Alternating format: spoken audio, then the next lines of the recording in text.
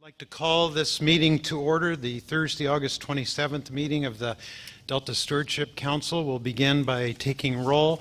Beginning in the far back, Johnston here. Fiorini here. Tatayan here. We have a quorum. At this time, we will recess to closed session. For those of you that are following on the web, I believe we should be reconvening at approximately 10:15 to 10:30. Until then, we are in closed session.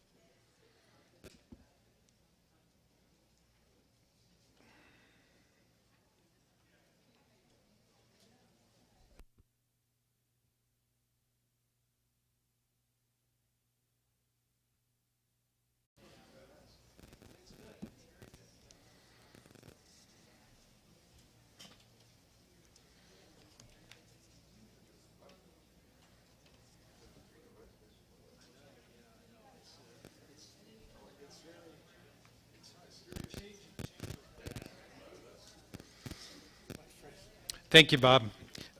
We are now reconvening in open session. There was no action taken in closed session.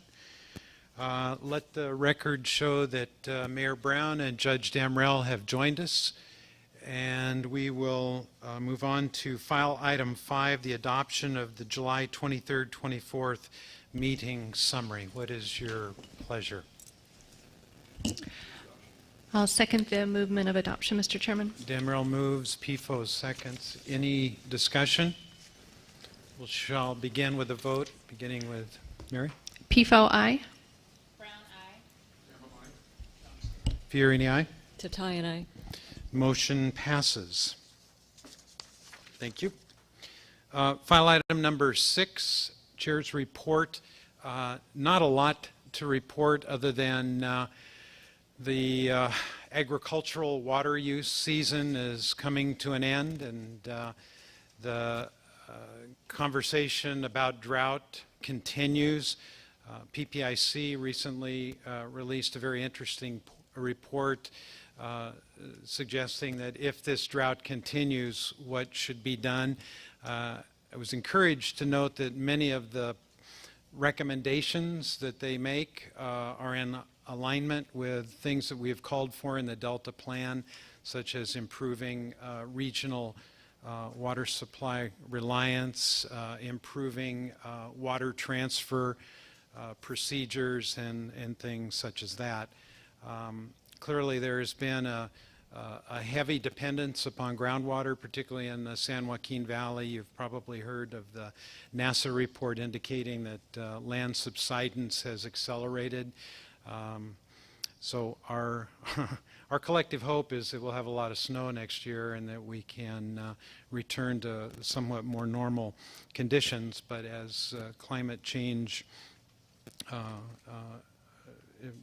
is becoming more and more aware, we don't know what to expect.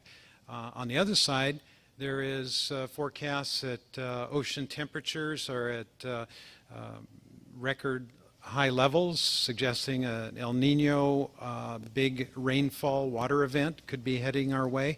So it will be prudent to begin discussing flood management preparations before too long. Particularly in the Southern California area, if there is a storm surge that hits that part of the state, fortunately, I guess we have lots of storage capacity in Northern California and can handle some significant flows for a while. Some of you may have read an LA Times report, article that was published a couple of weeks ago. I was quoted as saying that I had given up on large storage projects. I just want to clarify that that's not true. I'm in favor of large and small, above ground, underground, north, south, above the delta, below the delta. Wherever we can find a suitable location to store more water, I'm in favor of it. And just for the record, I provided the reporter with the 8-page white paper that I wrote in November of 2011 that was endorsed by the council, and that was what was used for preparing that article. So I just wanted to clear the record on that count. That concludes my report. On to file item number 7, the Executive Officer's Report. Jessica? Thank you, Randy, and good morning. We've got a number of complex and interesting items on the agenda today relating to Delta Plan implementation, Delta Plan evaluation, and then also continuing discussion on what may end up being potential amendments to the Delta Plan. Yesterday evening, the much-awaited change in point of diversion application was jointly filed to the State Water Board by DWR and the Federal Bureau of Reclamation in support of the administration's water fixed tunnels proposal. This is what we had anticipated to see sometime this month. Ended up being a little later than usual, and there's a very informative, or than expected, there's a very informative 5-page fact sheet available on the State Water Board's website that describes both this permit, what it does, what it asks for, and how the process will work. So this is essentially a required step that initiates a public hearing process and ruling procedure by the State Water Board and may ultimately lead to a permit decision regarding operations of the proposed tunnels. So it's kind of a big deal. It's a milestone. Notably, this is a separate but not unrelated process from the State Board's intended update to their overall Bay Delta Water Quality Control Plan, which is a central recommendation of our Delta Plan. The fact sheet on the board's website says that while these two processes have overlapping issues, each process has its own substantive and procedural requirements. So the petitioner has several burdens of proof that they must demonstrate in seeking this permit to move their change in point of diversion on the Sacramento River. They must demonstrate that the change will not injure any legal user of water involved. They must provide information concerning fish and wildlife impacts of the change and any measures to mitigate those effects. And they must demonstrate that the proposed change complies with State Fish and Game Code, the Federal Endangered Species Act, and CEQA. So WaterFix has many regulatory hurdles, aside from also needing to demonstrate consistency with the Delta Plan ultimately, which is likely to come after many of their other permits have been secured, if they are secured. The fact sheet also states that sometimes these matters are multi-year processes in front of the board. So essentially what happens now, as I understand it, is the state board studies the petition and then they will announce a public hearing process and begin to gather testimony and evidence and that they will use to make their decision. So I always like to talk about letters that our staff have sent commenting on various activities within the Delta or that affect the Delta. So this month we engaged on 3 projects that are related to Delta Plan implementation. The first is on the Liberty Island Ecological Reserve Land Management Plan. So Liberty Island is a 5,200 acre inundated island. It's mostly owned by the Department of Fish and Wildlife, and it sits at the southern end of the Yolo Bypass in the northern Delta.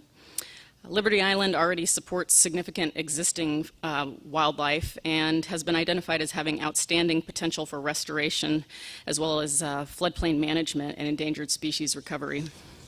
Liberty Island is an accidental restoration site. It was caused by a levee breach in the late 90s, but is noted as a highly productive area for fish food.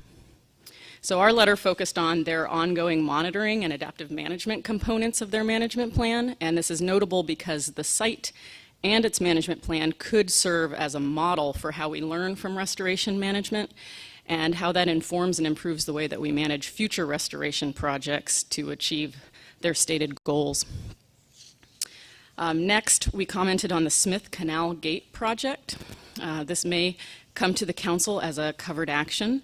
This project proposed by the San Joaquin Area Flood Control Agency would build a floodgate near the mouth of the Smith Canal, which runs through a residential area in central Stockton. The $29 million project is intended to protect the area from flood threats that could become more common as a result of climate change, and the project is expected to relieve thousands of residents of an obligation to buy flood insurance.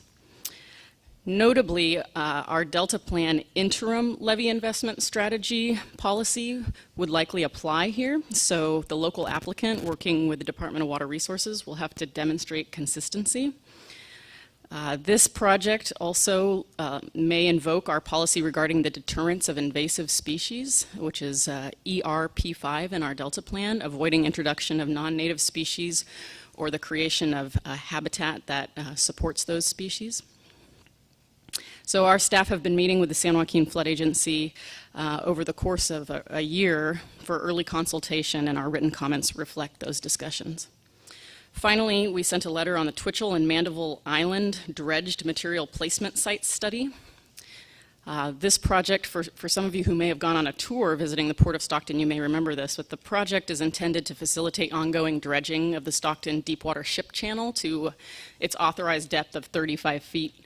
And it's going to establish new dredge spoil placement sites near areas of the ship channel that have been previously difficult to maintain to that proper depth. Our comments centered on our Delta Plan recommendation, which supports the beneficial reuse of dredge spoils, particularly for levee improvements, subsidence reversal, or restoration projects. The study was not specific in how the dredge spoils would be used. With that, I think I'll turn to Chris for the legal update. Okay, thank you very much. I'm going to turn it over to Bethany Payne, who's our Senior Staff Counsel, and she's going to give you a brief update on a few matters that out there swirling about amongst the many, and then I believe she has an introduction that she's going to make. Yes, that's the best news of all. That's the best news. Okay, Bethany, take it away. Good morning, Chair Fiorini and members. Bethany Payne with the legal office. I have 3 cases that I'd like to update you on today, along with some good staffing news that Chris alluded to. The first case involves State Water Board approval of general discharge requirements that the Central Coast Regional Board adopted and then were petitioned up to the State Board. The State Board modified and then approved those waste discharge requirements that apply to agricultural lands along the Central Coast.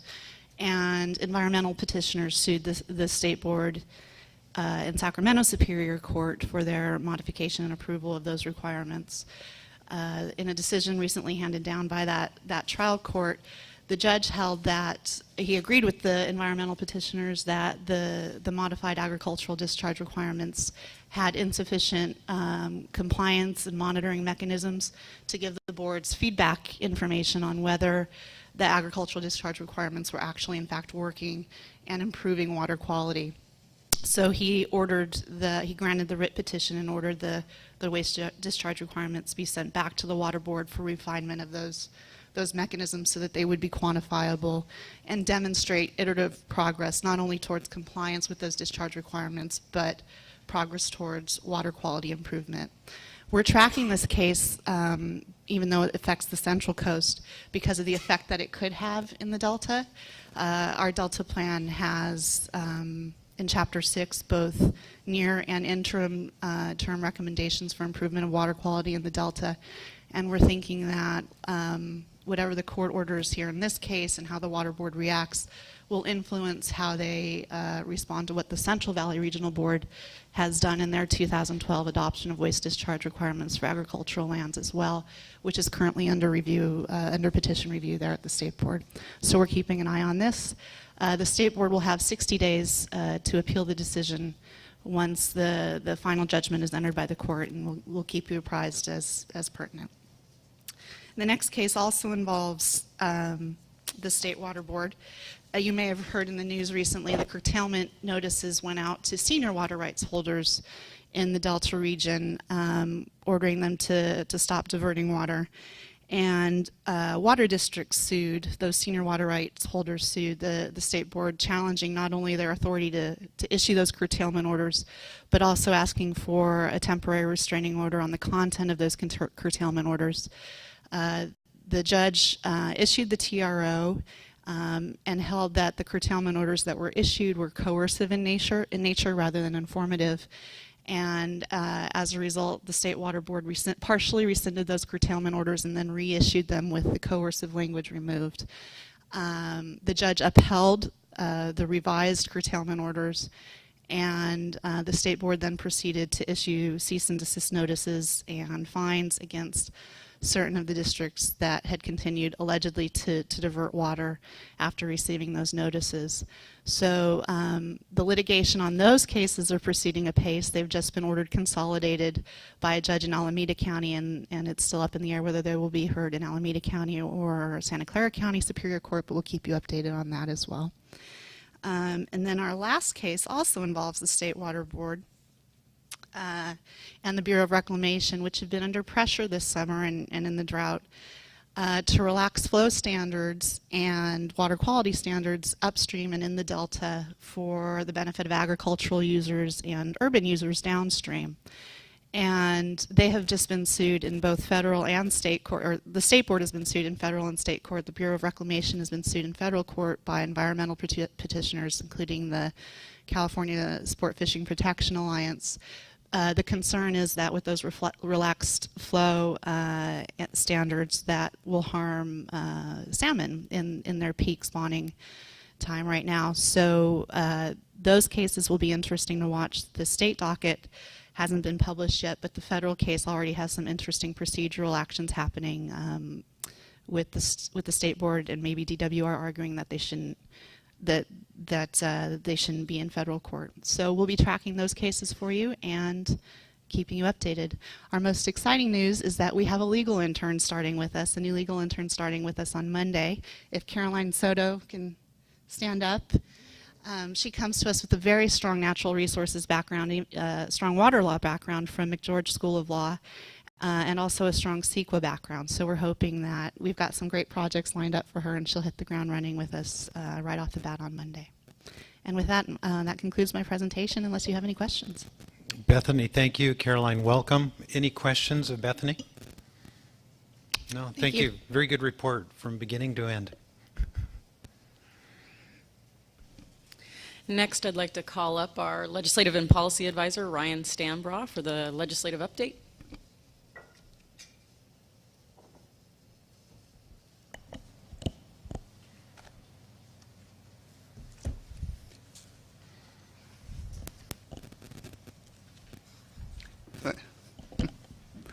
Thank you, Jessica.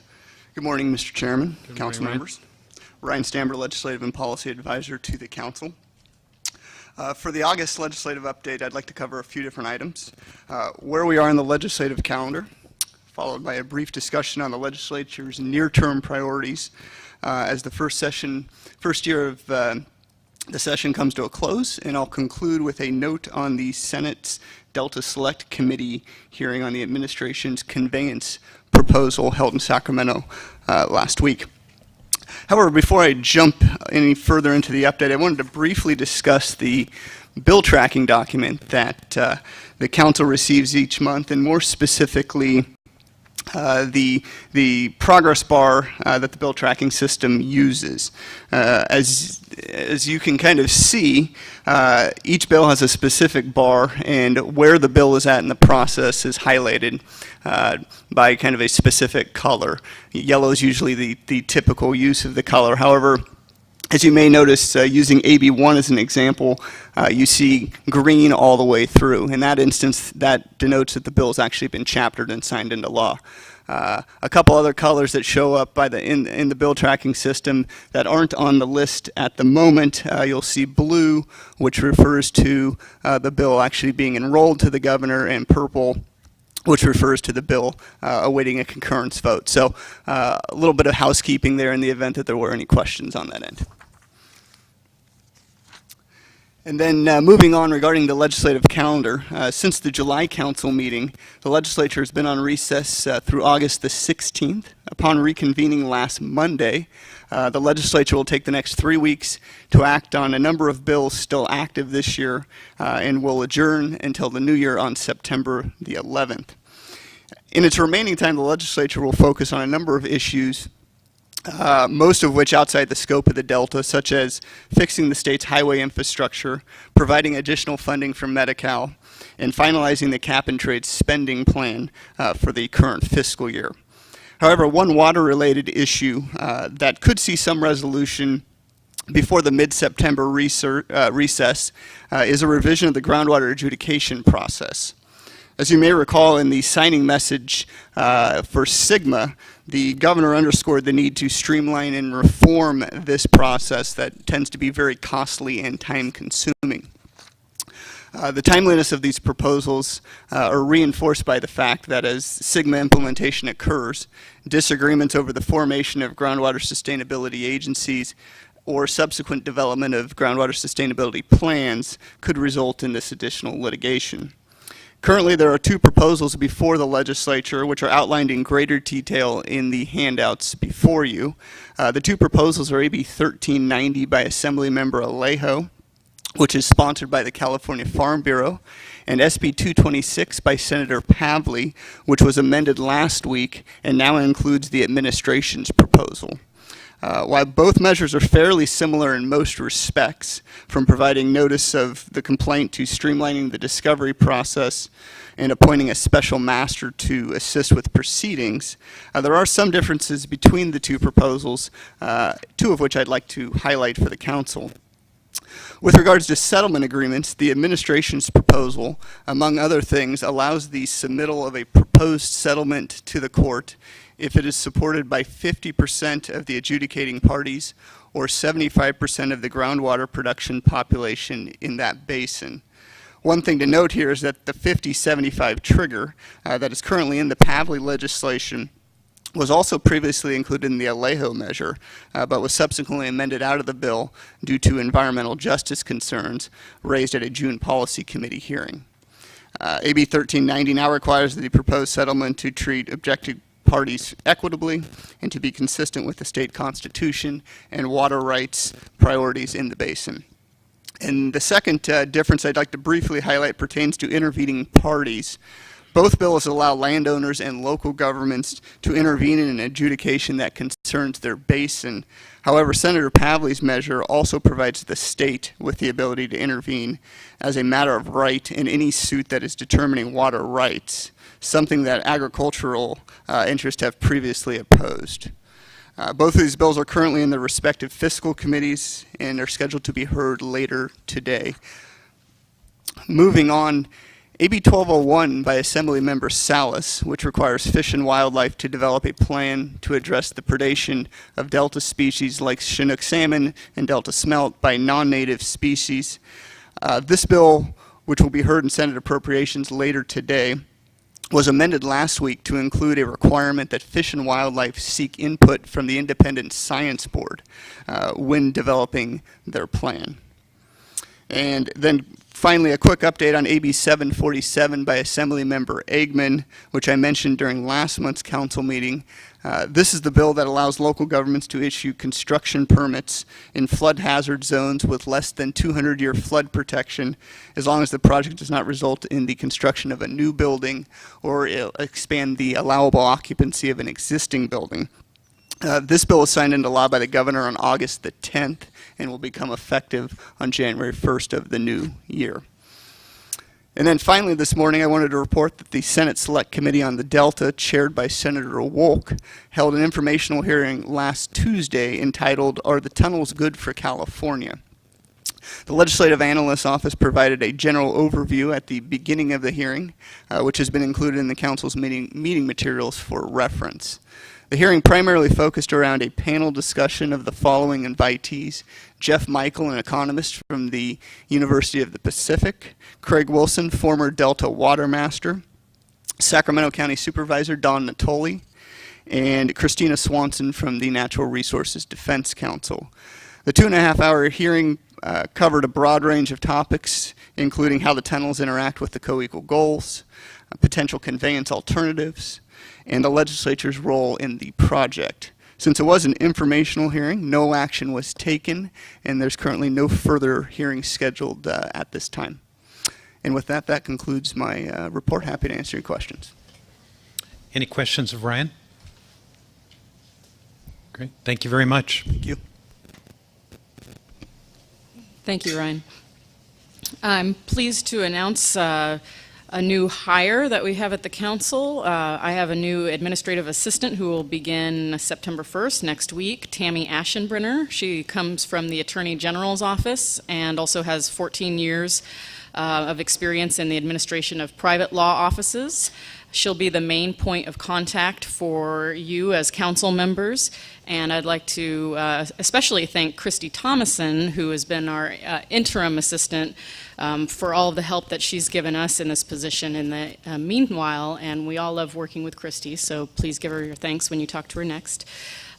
We do have a departure. I mentioned a couple of meetings ago that we had a Stanford and Government Fellow, which was exciting for us, Troy Barnhart. He's been working with Cindy Messer's team, offering support on some of our water supply reliability activities. And notably, he's working on a report analyzing how exporters use Delta water, how much, and for what purpose. He'll be returning to Stanford this fall for his junior year to complete his degree in Earth Systems, so I wanted to recognize his contribution and participation at the Council. So for today's agenda, there are a few items that are connected to last month's meeting and our follow-up items. In July, you adopted a set of flood management principles with the purpose of providing guidance to staff and consultants as we continue our work to develop a Delta Levy investment strategy. A loan principle generated discussion at the meeting, and staff were directed to bring back a revised version that was responsive to council member concerns. So we'll discuss that principle later today as part of our overall update on the Delta Levy investment strategy program. Also in July, we began the process of revisiting how the Delta Plan deals with conveyance, as well as how that connects to storage and operations in support of the co-equal goals. We heard from a range of experts and practitioners last month, including a former lead scientist, advising you as to approach, and tomorrow we will review draft staff principles and hear reactions and advice from 3 additional panelists. So that concludes my report. Thank you, Mr. Chair. Thank you, Jessica. Any questions of Jessica? All right, then we will move on to file item number 8, approval of the Association of Bay Area Government contract. Thanks, and I'd like to call up Reiner Hoenecke, Dr. Reiner Hoenecke, who is our Deputy Executive Officer for the Delta Science Program. He'll be walking you through this item. Thank you, Jessica. Good morning, Chairman Fiorini and council members. This item, as you may recall, deals with our science budget and how to allocate our resources for this fiscal year. As you may remember, we have 3 major pots or categories of funding or budget items in the science budget. They include funding for the Delta Independent Science Board, funding for core operations, and funding for high priority research and science actions. So the last month you approved a major contract with UC San Diego to fund our next cohort or class of Delta Science Fellows, in addition to policy fellows. But the main the main expenditure there that you approved last time was for science fellows. So that falls into the category of high priority science actions and research that the Delta Plan Interagency Implementation Committee also endorsed. Today in front of you is a contract that helps us fulfill our core functions in terms of scientific review, in terms of science communication as part of our online journal that we help fund with the help of UC Davis, and then the Bay Delta Science Conference and the contributions we make to the State of the Estuary Conference. Those happen in alternate years every 2 years. So this is a contract with the Association of Bay Area Governments. That consortium of cities and counties, 2 of them also happen to be in the Delta footprint, is also administering and managing the San Francisco Estuary Partnership. And that is and we have a seat on their steering committee. So ABAG, the ABAG contract essentially provides a mechanism to fulfill and help us get all of these science communication products done, as well as the independent science experts and conference planning activities. And this contract will be for the next 3 years and essentially cover a whole bundle of activities that we have been implementing for many years now and in very successful form. Are there any questions? Let me just add, if I may, Reiner, thank you for that. That the reason this contract comes before you is it is over the $500,000 threshold, and there was agreement early on in the formation of the council that any contract over $500,000 would be approved by the council, and that any contract below that number would be reflected in a quarterly contract report, which you find every few months in your binder. So that's why this contract is before you for a vote today. Thank you. Thanks for that clarification. Any questions of Reiner or Jessica? This is an action item. Entertain a motion if you are so. Demerel moves. A tie for second between Brown and Tatayan. Any discussion? All right, ready for the vote? PFO, aye. Fiorini, aye. Tatayan, aye. Motion passes. Reiner, thank you very much. Jessica, thank you. That concludes file item number 8. Any public comment? No. All right. File item number 9, lead scientist report. This is a bit of a sad day. I believe this will be Dr. Peter Goodwin's final lead scientist report to the Delta Stewardship Council. Yes, well, thank you, Chair Fiorini. Good morning, members of the Council. And yes, this will be my last Council meeting, so it's very bittersweet. And actually, I'd like to start out just with a quick comment on the ABAG contract and a couple of things there. First of all, I'd like to call out Chris Austin. I think the service that she does for the state of California in very objective, very accurate quotations of what's said and getting the word out on many of these key issues is just a remarkable achievement. So thanks, Chris, for your efforts. And I'd also like to just make a couple of remarks to thank you for your continuing support of the conferences, the State of the Estuary and the Delta Science Conference. And I just wanted to make a couple of points about why this is so critically important. Whether you're an engineer or a scientist, this is really how we conduct a lot of business. It's how we exchange ideas. When you go to one of these conferences, as you'll see for those of you who come to the State of the Estuary, there's breakfast meetings before the session starts.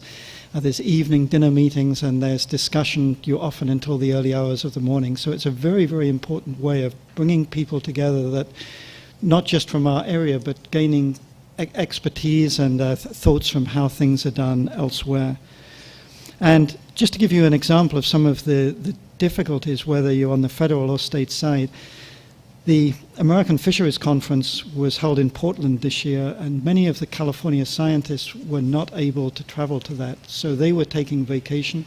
In order to attend that meeting, they pay for the travel themselves, the hotels, as well as the registration. And so because of our limited ability to interact with the national community like this, it makes our conferences so incredibly important. And as you're probably aware, you will often get well over 1,000 people to these events. It brings the managers, policy members, as well as scientists and engineers together. So this truly is incredibly important. So thank you for your support for that. The State of the Estuary Conference is occurring on September the 17th to 18th, and I just wanted to highlight a few very important issues there. Chair Fiorini is chairing a panel on water and drought, and so for those of you who've ever served on one of Randy's panels, there's a lot of thought and preparation that goes into that, and I'm sure we can guarantee it's going to be a very lively and sparkling debate.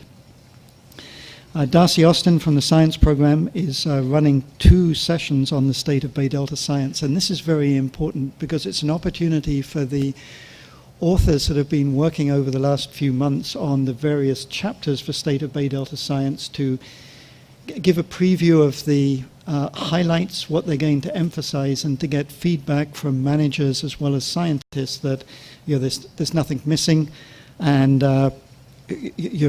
also is the way that this is going to come out. Does that make sense to a broader science community? So this is the opportunity for an open debate on many of the key findings.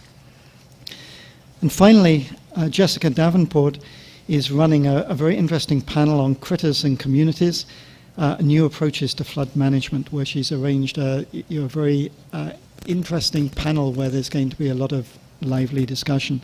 As I'll talk about in a moment, right now we're in a drought, but as you've heard from Mike Dettinger, the chances that these severe droughts in California end with a massive flood is very, very high. So if we look back over the last couple of 100 years, the chances of us being into a flood mode very quickly is very high. So this is very timely, and that will also be a lot of a very interesting session.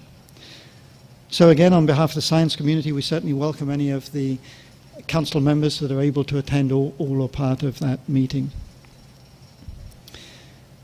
The next thing that I wanted to mention was a seminar that we had given in the Independent Science Board, where Dr. Joy Zedler, the newest member of the Independent Science Board, you gave a talk. And for those of you who weren't able to attend, I thought it was really a very, very interesting talk. She was describing basically her entire career's experience in Southern California and silt marsh or tidal marsh habitat restoration. And what was very interesting is she linked the science directly to the management actions. And so you start out with a series of outcomes. Things weren't working out as they should be. The science identified the issues and developed a suite of possible solutions, and then how that was then implemented to be successful. And in some cases, the problem was so complex and things happened which simply weren't anticipated in the original design. And it was necessary just to walk away from the project. So there was habitat there, there were certain values to that, but it didn't achieve the objective of the project itself. And then she finished with a very stern caution that what we're dealing with here in the Delta is just at a totally different scale. It's much bigger than anything attempted in Southern California or anywhere else in the nation, with the exception possibly of coastal Louisiana. And so she left with some very insightful challenges of what needs to be overcome. The next thing I wanted to draw your attention to was we have our next what's CARVA seminar. This is a series of workshops which we develop and co-sponsored with the University of California, Davis. These are topics which are, in some instances, have been identified by the Council. In other instances, it's workshops which have been requested by other agencies or the scientific community at large. And this next issue is going to be California salmon and climate variability. And the organizers have really got a very interesting lineup. In the morning, there's going to be a series of presentations by scientists, both from within the Bay Delta system and from outside. So we always try and encourage an outside perspective. But then in the afternoon, there's going to be extended panel discussions where managers will come in and very senior people from agencies to discuss the challenges in relationship to the science. So I think it's going to be a terrific day. And again, that's September the 10th at UC Davis. The next upcoming seminar, Rainer, I'm glad you're still sitting here as you've been leading the organization of this. If you recall, direct request from the Council in our work plan was to convene the symposium on invasive weeds. And Rainer, maybe you could give the Council an update of where that sits. I'd be happy to. Thank you, Peter.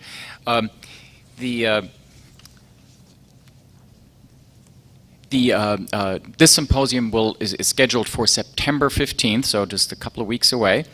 And the emerging agenda, it's not final yet, includes essentially to synthesize existing and new information, facilitate new collaborative relationships between different groups that do different things in terms of science investigations and also management experiments on managing these invasive aquatic weeds, and then figure out how to communicate these new management opportunities based on new science.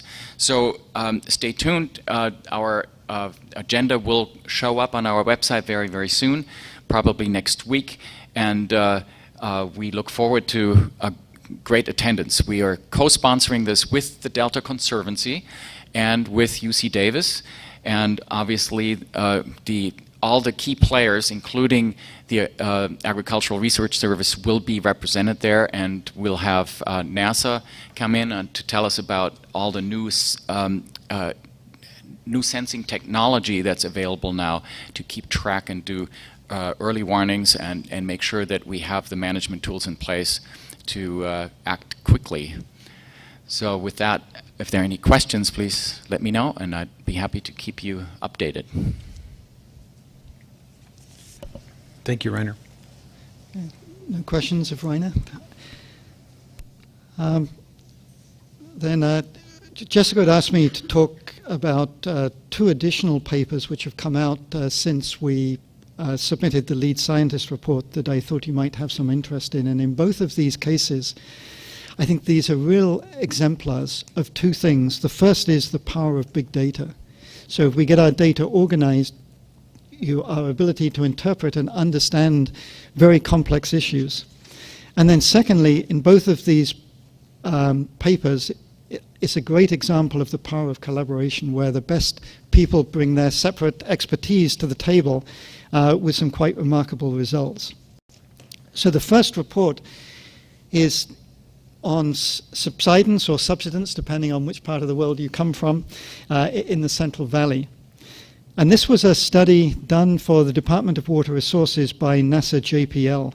And as Mayor Brown is very aware, NASA JPL are just the masters of science communication. And perhaps we could bring up on the screen just one of the images from this study at the back there.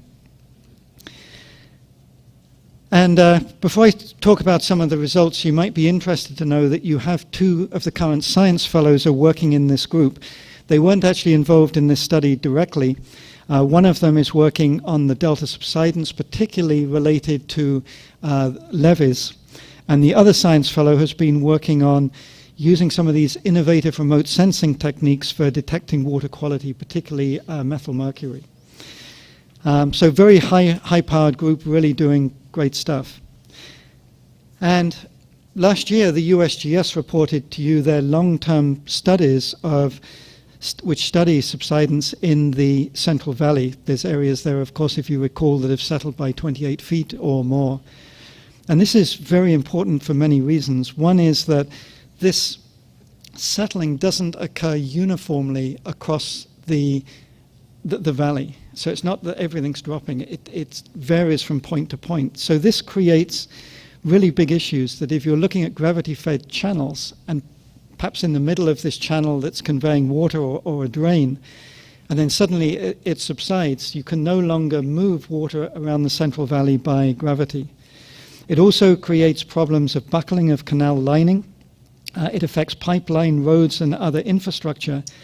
But also, when this subsidence occurs on such a large scale, it's going to affect very significantly flooding.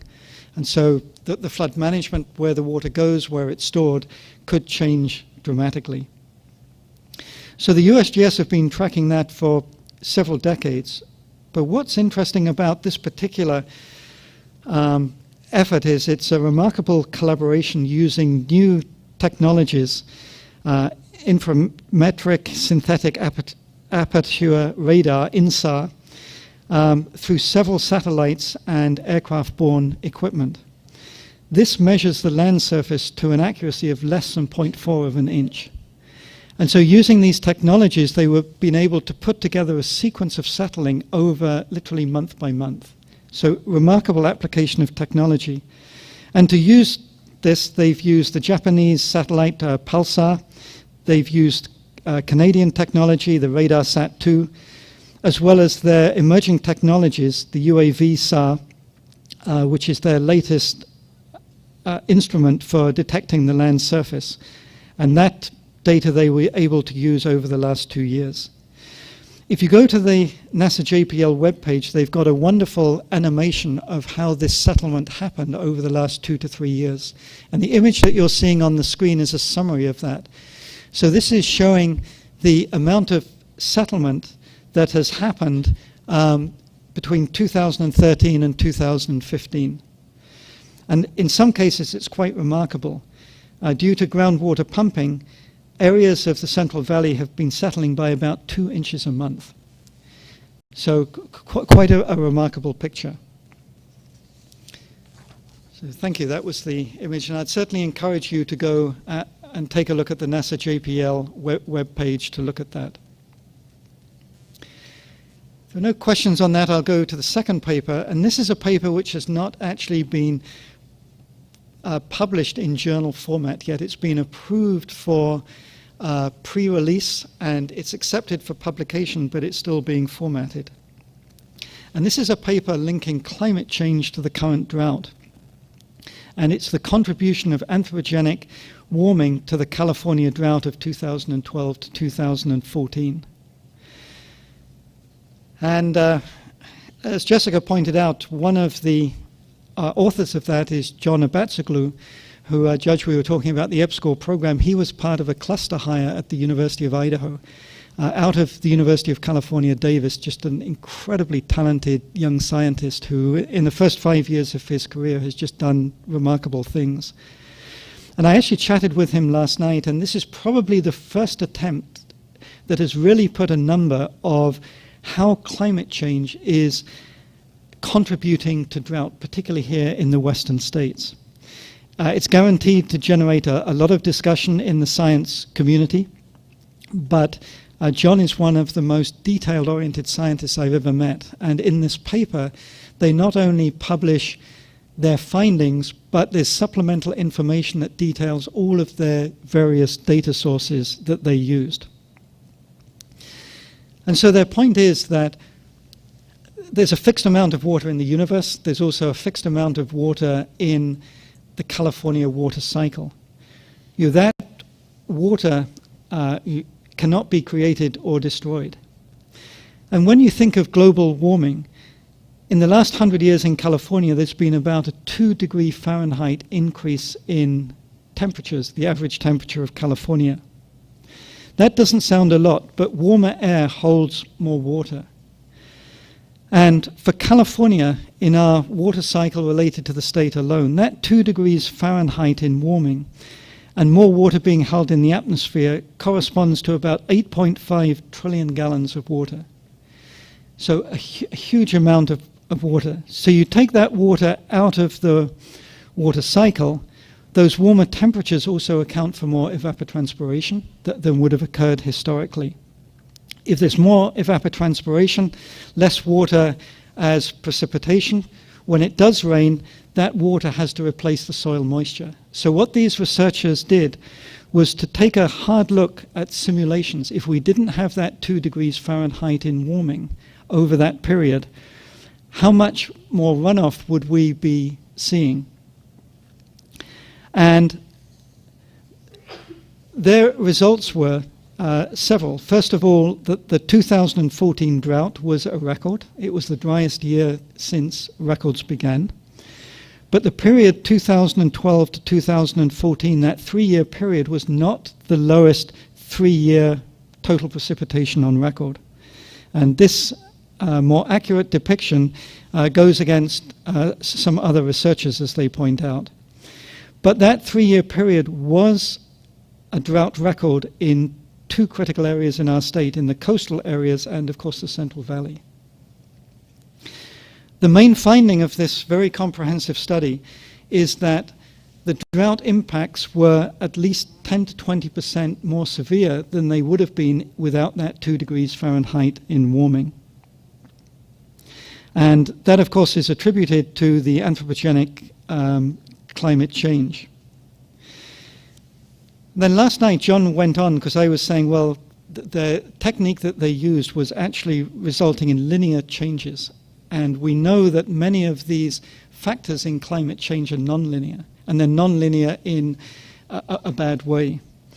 And so John said this is totally speculative, but his hypothesis is that these impacts could be greater than the 10 to 20%, and that's again to be a great avenue for future research. But the bottom line of this paper is it's becoming easier for California to fall into critical droughts with climate change. So as climate change intensifies, there's less water running off, so even if the precipitation was to stay the same, a lot of that would just stay as soil moisture. And also, the conclusion is that he was saying this really means that we need to be out there identifying resiliences in this current drought. What resiliences exist out there in terms of pockets for ecosystem water resources, and which are the systems which are being severely impacted? Because if we can begin to understand that, it's going to help guide adaptation to climate change in the future.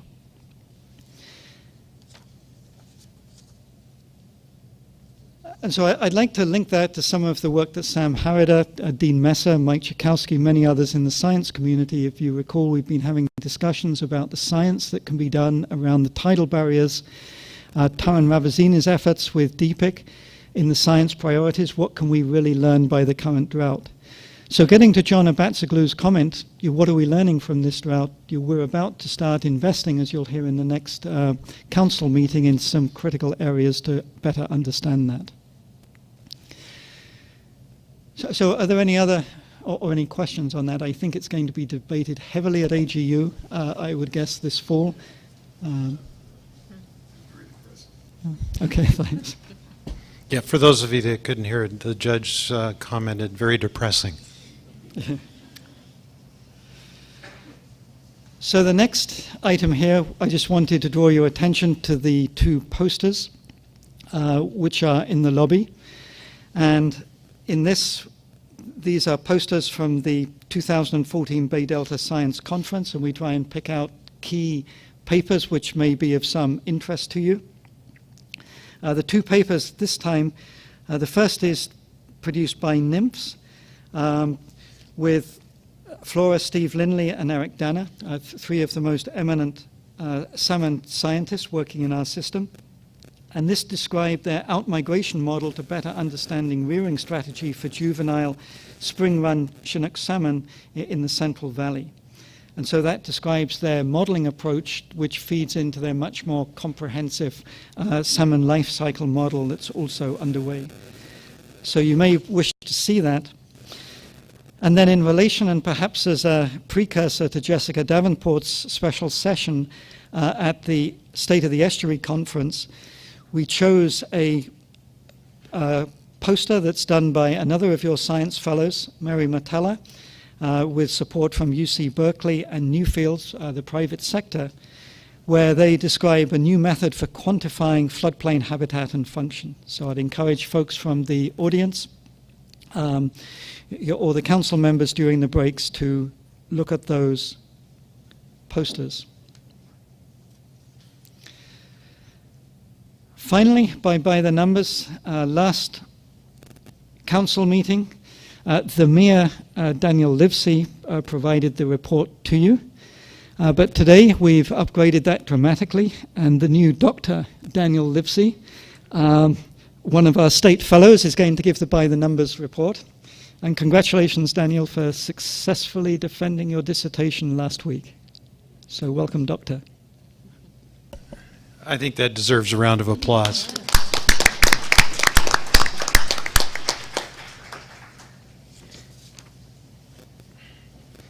So you have good news for us?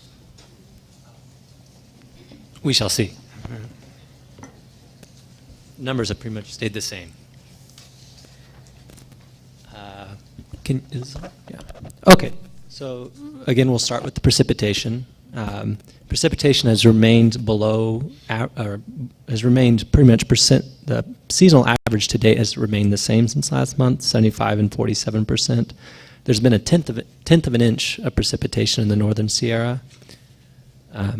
Moving on to water temperature, water temperatures have actually declined near Collinsville by 3 degrees. It's gone from 73 degrees Fahrenheit to 70.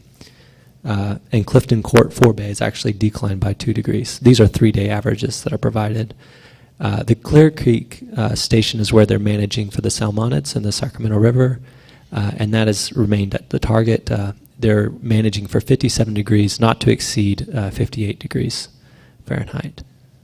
In reservoir storage, there's been a decrease in reservoir storage at San Luis by 9%. It's gone from 54% of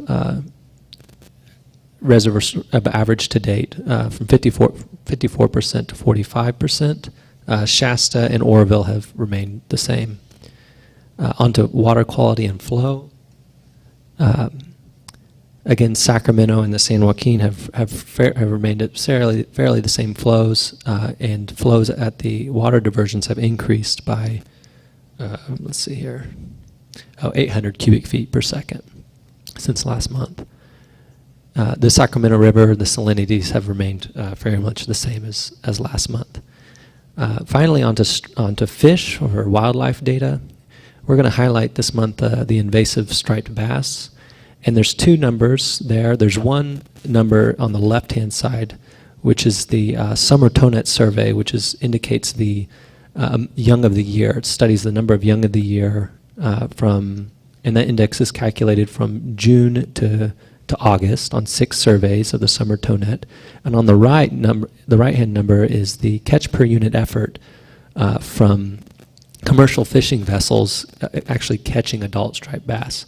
So what we want to note, though, is that even though that this is the this year's summer TONET survey of 0.3 ties the ties the record low for young of the year salmonids, the number of adult salmonids is not decreased accordingly, and so you see the number 12, that's the number of fish kept for every 100 hours of fishing. So that's your catch per unit effort. And that number is actually remained above average and has been fairly consistent over the last 34 years. And just another number is last year 4,500 bass were kept from the commercial fishing vessels, and that's for a 34 average of around 6,000 to 7,000 bass are usually kept over the last 34 years. 34 years. So yeah, there's this. Even though we see very low numbers in the summer TONET, it doesn't necessarily mean the adult striped bass population is declining in accord. So that's what we wanted to highlight this month. Are there any questions? Any questions? I have a question.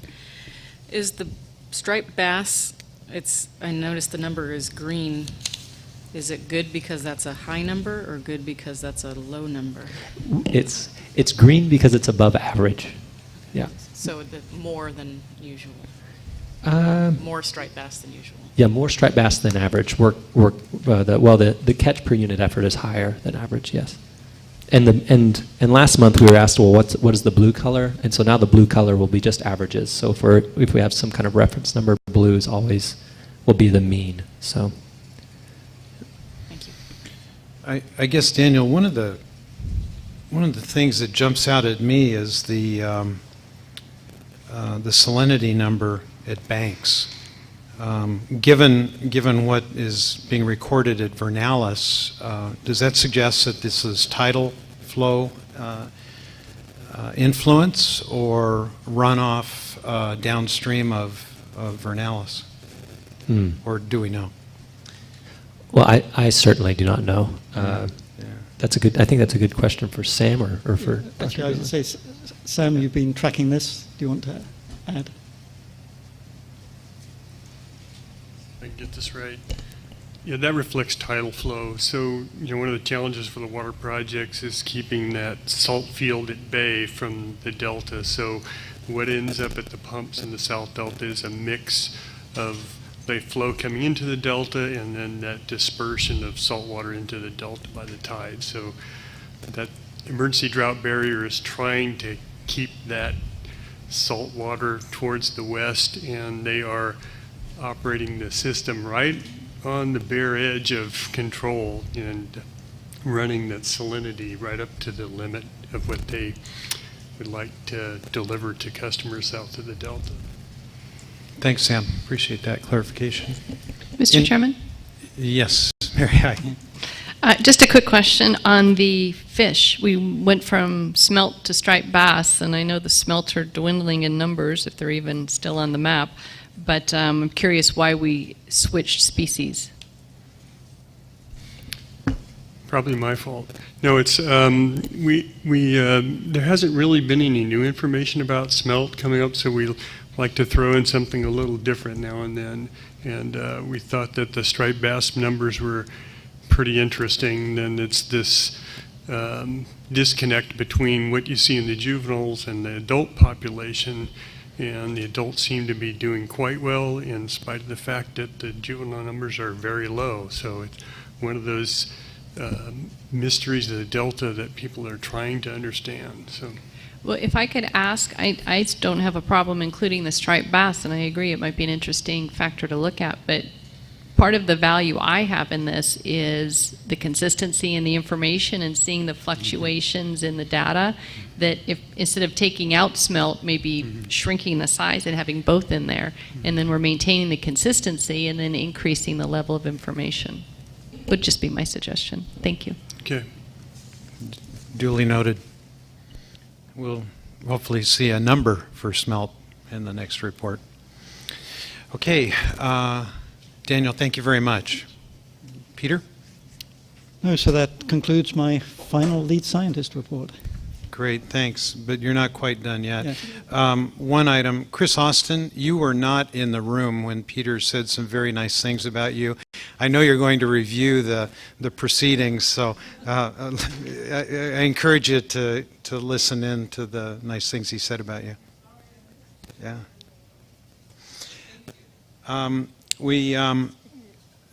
Peter mentioned the relationship that the science program, particularly the lead scientist, has with USGS.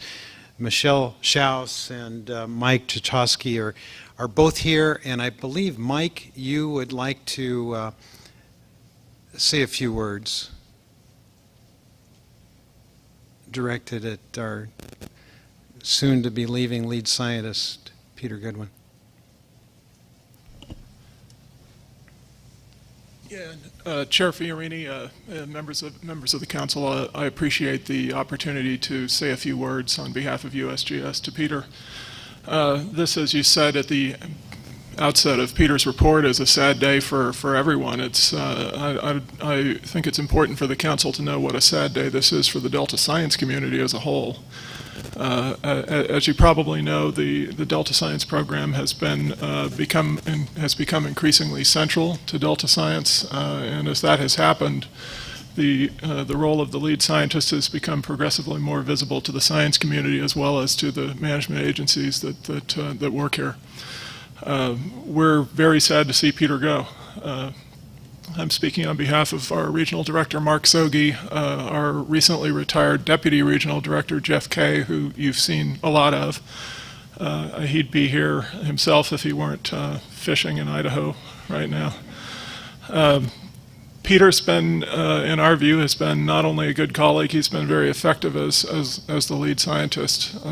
One area in which Peter has been exceptionally effective is in his understanding of the social side of the pursuit of One Delta, One Science. That isn't really a technical challenge, it's more a social challenge in that it requires the development of the social capital among the various participants in Delta Science and the management agencies that rely on them, such that they can eventually work together to achieve the outcome of scientific studies that are needed to support management. And Peter's been very, very good at that. We'll miss him a lot for that reason. What I'm here to present to Peter is a card from the Pacific Regional Office at USGS and a small gift, which, considering our gratitude to Peter for his leadership in science, is a compass, which we think is appropriate. So, on behalf of Michelle and Jane Reed, Mark, Jeff, and a lot of people at USGS, Peter, thank you very much.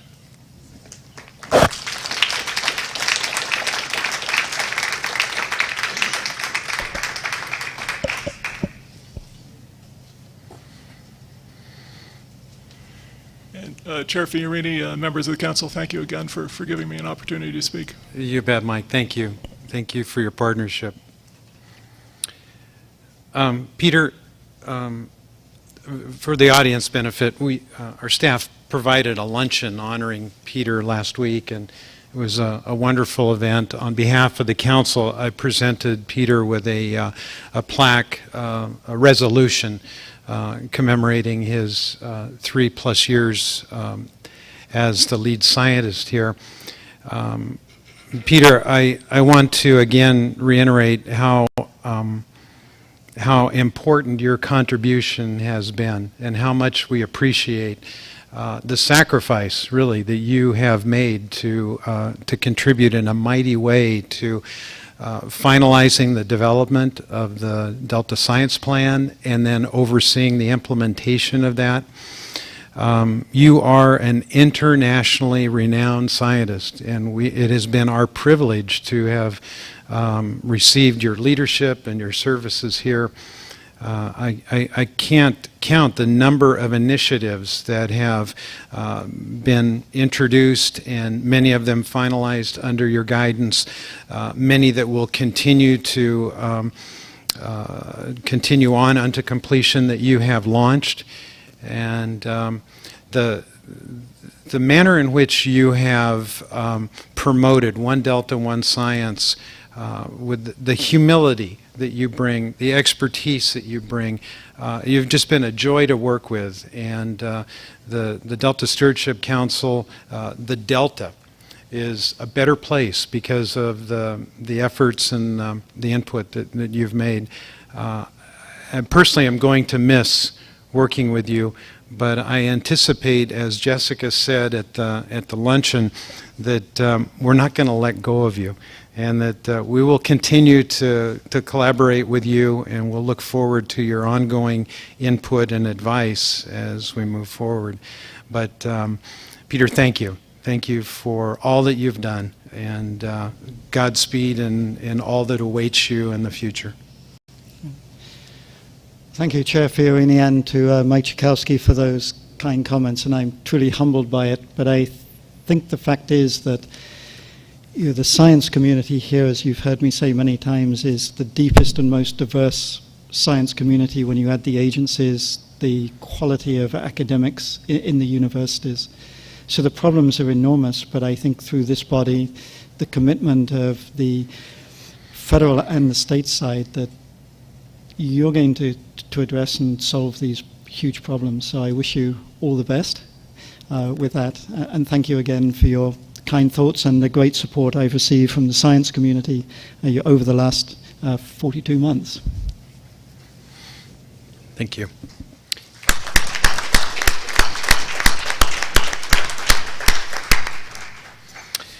That completes file item number 9. I think we've included all the public comment requests.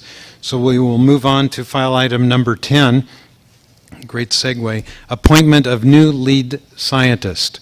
And Dr. Jay Lund, the chair of the Delta Independent Science Board, is present. The Independent Science Board is providing a recommendation for our consideration.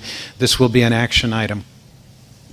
Dr. Lund, welcome. Thank you very much for having me. I'd like to report that at our last meeting of the Delta Independent Science Board, we unanimously voted to recommend to the Delta Stewardship Council the appointment of Clifford Daum, Professor Emeritus of Biology at University of New Mexico. Many of you are familiar with him as he was the previous lead scientist. We found that he fit the bill and showed great promise to step back into these shoes. He has a lot of familiarity with the Delta and is quite a good communicator. Any questions of Dr. Lund? Yeah, I had one because you're a professor yourself. When I look back over my life, there's many things I can't remember, probably most things. How do you keep track of all this stuff? Because he goes on for pages and pages of accomplishments and contributions to not only publications, but meetings, assignments, jobs done. How do you do it? It's a terrible job in the sense that you are expected to do lots and lots of things well, and you get to choose what they are for the most part. And so for somebody who's really type A and hyperactive, it's just a great job. And you just keep writing these papers, and if you like writing papers, you get to write more, and nobody tells you when to stop.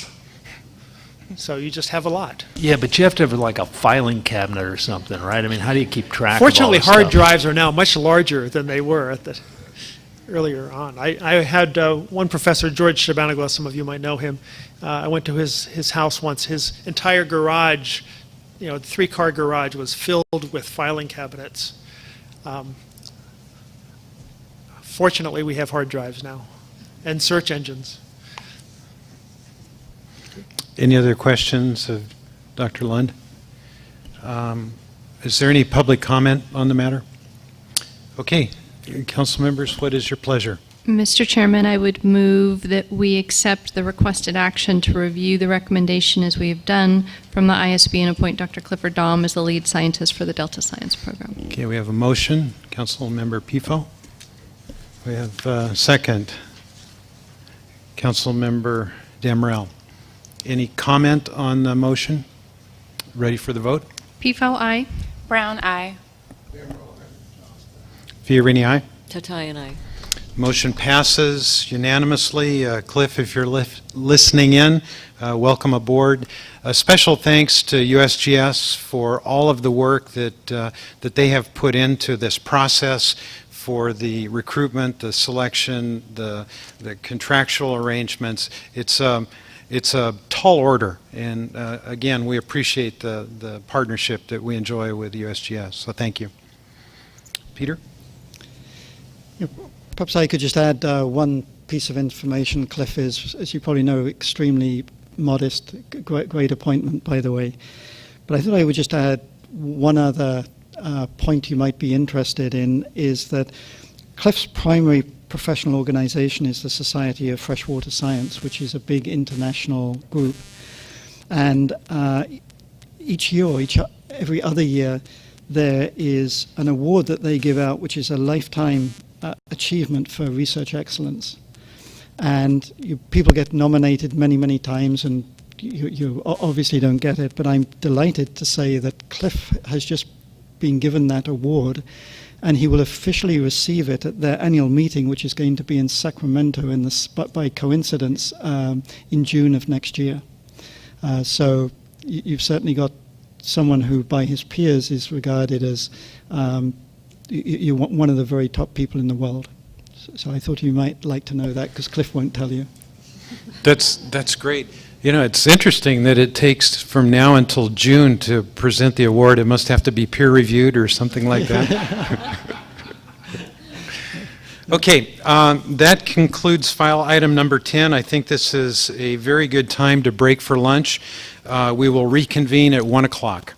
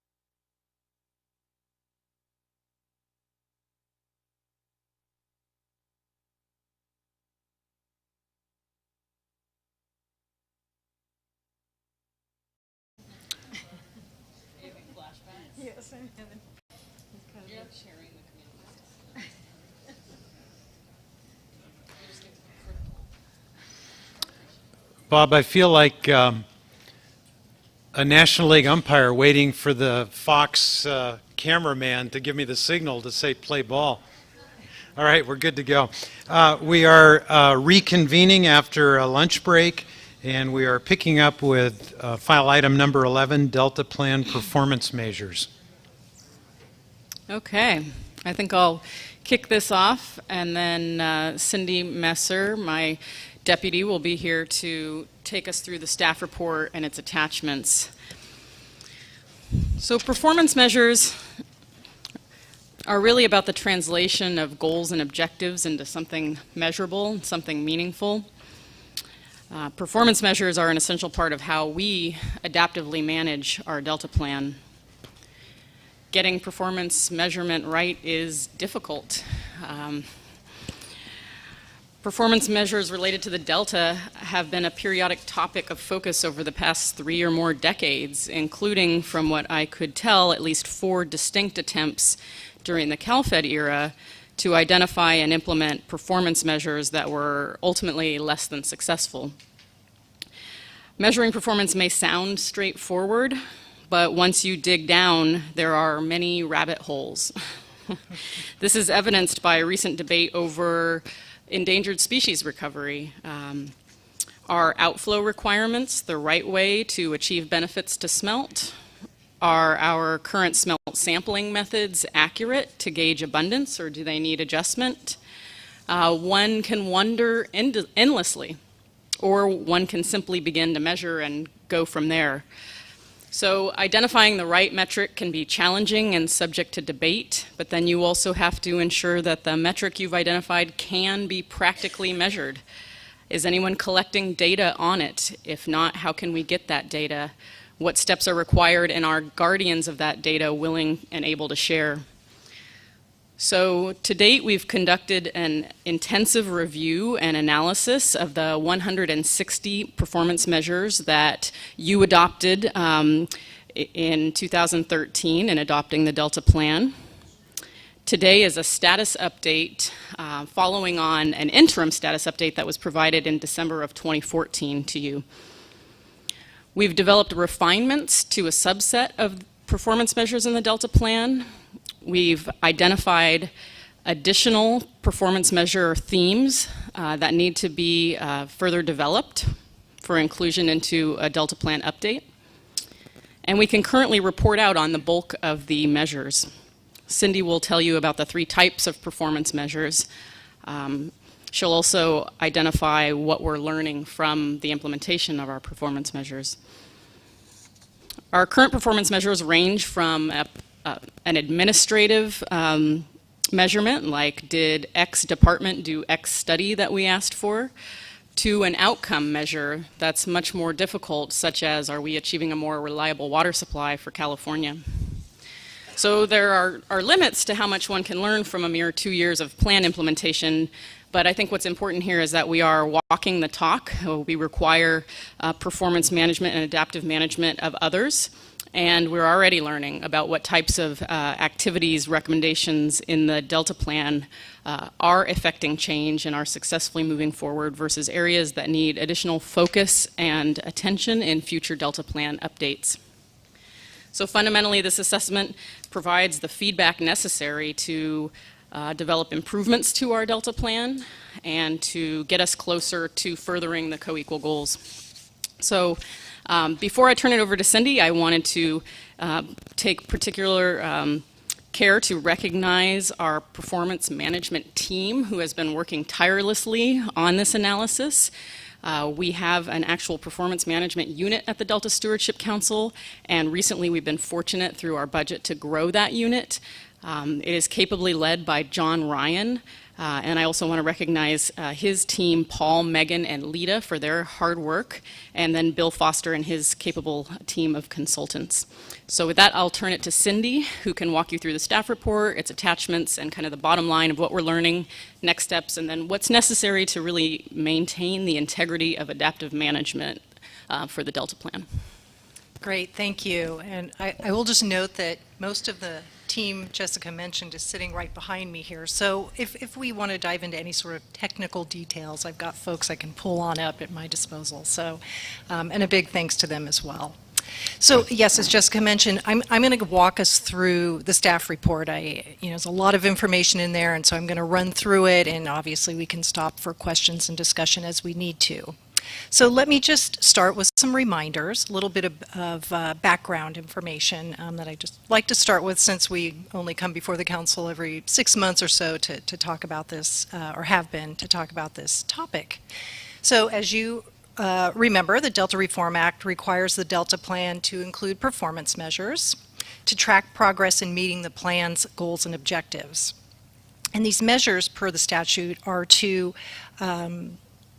be quantifiable with measurable targets, and to include quantitative or other measurable assessments of the status and trends as they relate to the co-equal goals.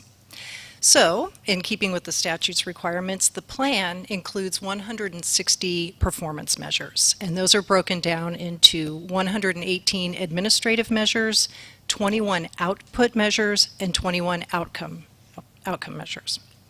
And again, just a reminder, administrative measures, as Jessica mentioned, are those that track various actions that the plan recommends certain entities or agencies take. And I'll use as an example habitat restoration. So one of our admin performance measures in the Delta Plan is that key restoration agencies should identify restoration projects and identify funding to implement those projects. So I think we actually ask for them to generate a list of the projects, and that would be that administrative action we'd be asking for. The output measure, or output measures are those that track the results of these administrative actions. So in this case, the output measure would be number of acres restored for habitat restoration that include projects that are on that list. And then lastly, we have outcome measures, which track the impact or the results of those actions taken. So in this case, we have a performance measure that talks about measuring the occurrence or the usage of these restored sites by native species. And so that would be the suite of performance measures that are included in the plan and how they kind of link together. So as Jessica mentioned, the performance measures are a means to measure how the plan is doing, and together they provide a sort of feedback loop in which the measures track progress towards achieving the goals and the objectives set forth in our Delta plan through its regulations, through its recommendations, and they let us know if the plan is having the effect that we intended it to have. At the same time, we need to look at our performance measures in kind of an adaptive management way. So we need to be checking in to make sure that the measures are providing us with the information we need to continue to track progress of the plan, and whether in some cases they might need to be refined or updated as we move along. And one thing we've included in your staff report is figure 1 to illustrate kind of that feedback loop or that adaptive management process in terms of the performance measures in the plan. And one of the reasons why we need to have this adaptive management process with performance measures is because things are always changing, and there are new developments and new changes that are constantly occurring. And we tried to synthesize some of the major developments or changes that have taken place since the Delta Plan was adopted in 2013. And we've done that in Figure 2. And we put this in here to illustrate that there are good reasons to continue to check in on the performance measures and update as needed and refine as needed.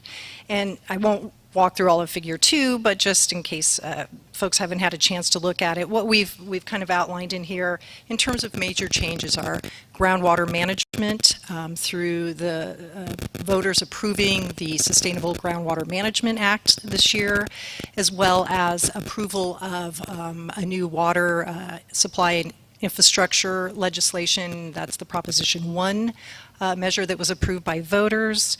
There's also the shift in the Bay Delta Conservation Plan, which the Council is starting to embark down that path in terms of what changes that may lead to in the Delta Plan. So in short, these are the types of changes that occur that we're tracking and require us to come back and make changes in our performance measures and management. So some background. Now I'm going to go through just a quick sort of snapshot of the progress we've made to date. Okay, so let me talk about this in-depth assessment that Jessica mentioned. So staff have completed that, and that's largely what you see in the report today. And let me just say, I'm not going to define assessment. I think Jessica set us up very nicely, that it's a very detailed process looking at who and what and when and all of those key questions as we look at a performance measure to make sure it's telling us the story, giving us the information that we need. As you can imagine, this process is very detailed, it's very labor intensive, it requires a lot of outreach to partners, whether they're other agencies, NGOs, other data owners, to identify what information is available and what progress some of these agencies have made in terms of the Delta Plan recommendations. So I think this report sort of illustrates that depth of work that we've undertaken and have completed. The results of this assessment kind of fall into 3 bins. So through the lens of our current performance measures, we're able to track progress, and we've reported on that in the staff report. We've also identified areas or performance measures that need refinements, and we've identified those. And then lastly, we've also identified, as we've gone back and looked at the Delta Plan's goals and objectives, areas that we as staff will recommend new or additional performance measures for to kind of complete that suite of elements that allow us to understand, is the plan effective, are things working? So before I go through talking about progress reports, I just wanted to quickly do 2 things. One, recognizing how much information is in the staff report, I just wanted to walk through the attachments very quickly. because I'm going to refer to them back and forth. So I just want to make sure that everyone has a chance or is aware of what's in these attachments. So attachment 1 has a subset of the output outcome measures that are in the Delta plan. And these are measures that there's data available for, there's been some progress made, and we wanted to use these to illustrate the types of stories and information that we anticipate reporting through the performance measures, through the annual report. That'll be another mechanism by which you would see this kind of information in these graphics and whatnot. So we picked 7 measures that we knew we had information for and wanted to kind of flesh those out. So that's attachment 1. Attachment 2 is a summary. Actually, it's a little more than a summary. It's kind of more of an in-depth look at staff's proposed refinements to some of the performance measures and our thoughts for additional performance measures. Obviously, we have not developed those yet, but we definitely have some themes by which we think we'll operate under in terms of developing new measures. So we wanted to capture our thoughts and our recommendations by policy chapter in this attachment. And we've summarized this information in the staff report as well, but this kind of gave it a little deeper look and deeper information. And then the third attachment, which we fondly call our Delta Plan Performance Measure Catalog, is a summary of all 160 performance measures. So this is how, as we went through and identified which measures are fine, they don't require any refinement, and in fact, for many of the administrative measures, we're already reporting on them. And then which measures need some refinement, and it ranges from very slight to significant, and we've indicated that in our catalog. And where we have thoughts about what those refinements should be, we've noted those in the column called recommendations. So this was our way to kind of bring it all together and summarize it. Now, one thing we didn't include in the staff report, but I went back and actually staff were great and pulled together for me were some numbers. So looking at the catalog, how do things kind of shake out in terms of what needs refinement, what doesn't? So for the administrative measures, again, there's 118. There are 93 of those measures that do not require any level of refinement. So they're good as they stand, and we've been actually tracking and reporting on those for over a year now. We keep all that information up to date internally. Of the remaining 25 measures, 10 of those need, 25 measures, administrative measures need refinement. 10 of those we know exactly what we need to do. 15 we're going to work through. But I will say for administrative performance measures, it's obviously quite a bit more straightforward in terms of refinements. So for the output outcome measures, there's 42 of those. 5 of them do not require any degree of refinement. 37 require refinement. 10 of those, we know what we need to do. We'll have very solid recommendations, or we do already have solid recommendations. 20 of them we will need to work through as we go through these next few months. And then there are 7 of the output outcome measures that we've actually identified are really administrative performance measures. So we're going to advocate those get put back into the other category. So just to give you a little bit of a summary around the catalog. Okay, so I'm going to shift into talking about what we've learned through the performance measures, and okay, unless anybody's got questions, but okay, so the way we kind of organized the staff report is we went through the Delta Plan goals, and those are linked to each of the chapters. So let me kind of run through in that order. So for the Delta Plan goal of a more reliable water supply for California, this is chapter 3, in evaluating our performance measures and looking at progress, staff felt that some progress has been made to date. And as you'll recall in the staff report, we have kind of this almost rainbow-looking gauge of level of progress. So that's kind of the sum that I'm referring to. So areas of progress that we've identified include increased water conservation, especially through the urban conservation efforts. And in fact, we have one of our kind of very pretty colorful stories around the performance measures in attachment 1 has to do with urban per capita water usage and how conservation efforts now, with the data that we've been looking at, are exceeding even the long-term goals for the state. So we're ahead of the 20% reduction by 2020 or the 10% reduction by 2015. So good progress being made there. We recognize that part of that has to do with the fact that we're in a severe drought, but still we want to record, even though the drought is here, we want to acknowledge that this is a positive trend in conservation efforts.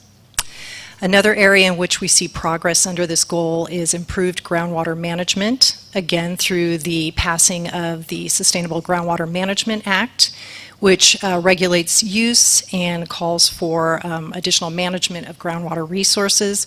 It also calls for updating Bulletin 118, which is DWR's bulletin related to groundwater.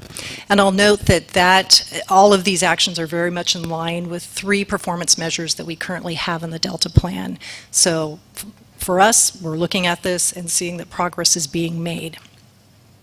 We also see that progress has been made in the area of storage. So through actually several different activities. One, the CalFed storage feasibility studies for the larger projects that were on the CalFed list have been completed. Both the state and federal agencies have completed their feasibility studies.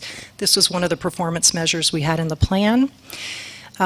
Also, we were part of a survey that was conducted back in 2014 along with Aqua, California Water Commission, and DWR to look at options for additional storage projects.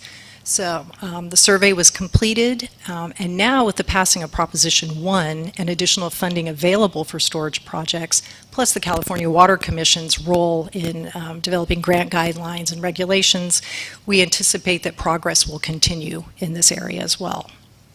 And then lastly, under this particular goal, one of the strategies that we have is improvement of water management information. And I wanted to note that we are utilizing some of the State Water Resources Control Board's monthly water usage data in our reporting. And this is some data that they've been collecting just over the last couple of years.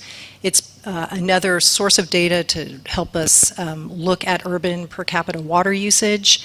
And it meets partially, or at least initially, begins to meet one of our goals of improving water management information. So I wanted to acknowledge that, and then I wanted to offer some explanation about areas that, at least in terms of our performance measures and looking at more reliable water supply for California, we're not necessarily seeing progress at this point, and I'll just run through a couple of them. One of the areas that I think is not as clear in terms of water conservation, and maybe it's just because of available information and whatnot, is agricultural water use efficiency and alternative supply development, for example, recycled water. That's one of the areas that, as we move forward, staff will be making recommendations about including performance measures to better monitor this side of water demand. And then, though the Groundwater Management Act has been passed, one of the areas that, or one of the things that staff see may slow down some progress are the deadlines under this legislation. They're a little further out. I know we'll be working towards those goals, and we'll be tracking progress, but it may not be immediate progress. And lastly, I think I will mention that in terms of our goal of more reliable water supply, with the recent shift in BDCP, we now have some uncertainties around conveyance and ecosystem restoration that were covered under the BDCP as an HCP. So again, just recognizing that we'll be working towards what progress looks like there and how to measure that. But for now, there are uncertainties that have been introduced. So maybe can I take a quick moment? I was going to go through the various goals. Is this an okay pace to go at? Would you like me to shorten it a little bit? Well, let's check in. Any questions to this point? No. Pace is good? Okay. Okay. Great, thank you. Okay, stay the course. All right, I shall. I don't have to veer from my script. Okay, so second goal is, Delta Plan goal is to protect, restore, and enhance the Delta's ecosystem. And again, this is Chapter 4. And staff, in looking at progress made, utilizing our own performance measures to measure that progress, we came up with sort of we came up with some progress being made, I should say. Areas of progress that we wanted to note include creation of more natural functional flows. While the State Board has not taken the administrative action yet of updating the flow objectives, which are what our performance measures call for, we wanted to acknowledge that they have indeed taken a whole suite of actions to deal with the crises we find ourselves in as a result of the drought. So their actions, their suite of actions have been implemented to address water supply reliability issues, water quality, while protecting ecosystem, including fish species.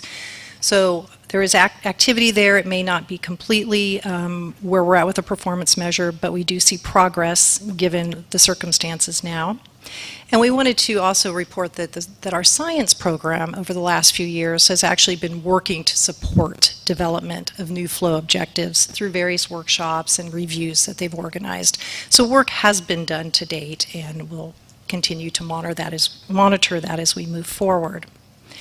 In terms of habitat restoration, we have in attachment 1 a nice write-up of this performance measure with some information about the restoration projects that are being planned for, and also report on a restoration project that was constructed this year, and that's the Calhoun Cut project, which was about 160 acres of restoration. We also wanted to note this last year that we received 2 projects, certifications of consistency with the Delta Plan for 2 restoration projects, one on Sherman Island, one on Dutch Slough. So progress being made there. This is kind of, they're very close to moving from planning stage to implementation stage, and getting through the consistency certification process was one of sort of their last steps in doing this. And then I wanted to note also that there's been some good progress in terms of our goal to protect against introductions of and manage for non-native invasive species. Recently, the state has prioritized a few species, including the quagga mussels and zebra mussels, and several species of invasive weeds. And they're actively managing for 4 of these species of aquatic weeds, various agencies through various programs. And there's been quite a bit of momentum around better agency coordination in terms of managing aquatic weeds and the impacts that are associated with these infestations. We recognize more data is needed to track these species and control and management over the long run, but it seems like we're on a good path forward. And then lastly, I'll mention one of our strategies that's under this particular chapter and this Delta Plan goal, which is to improve hatcheries and harvest management. We have a performance measure around hatchery and genetic management plan review and approval. And we know that NOAA has approved 2 of the hatchery management plans. These are hatcheries that the Department of Fish and Wildlife manage. There's 6 more that need to be reviewed. But I also wanted to note, in light of the drought, that several agencies, including Department of Fish and Wildlife, are doing fish monitoring, because there are concerns about the genetic pool and the recent decline in several fish species. So while the plan approval might be slow for hatchery management, there are other activities that are underway that will generate good data and information for us to use as we move forward. And then a quick note as to why staff think only some progress has been made towards this particular Delta Plan goal. We all recognize that implementation of restoration projects has been slow, though again we recognize the projects have been identified, they've been listed, but construction on those projects has not started. And we would also point out that tracking of native species trends, at least as we have it set up in the Delta Plan, is reliant on these restoration projects. So one of our goals was to take a look at how well restoration projects were doing for native species. And so until we get those projects in place and the monitoring that goes with them, we'll be waiting for that type of information. And then funding issues is another reason why some progress has not been made in some of our performance measures in those areas. For example, the marking and tagging program that Department of Fish and Wildlife had been doing or was slated to do was suspended due to lack of funding.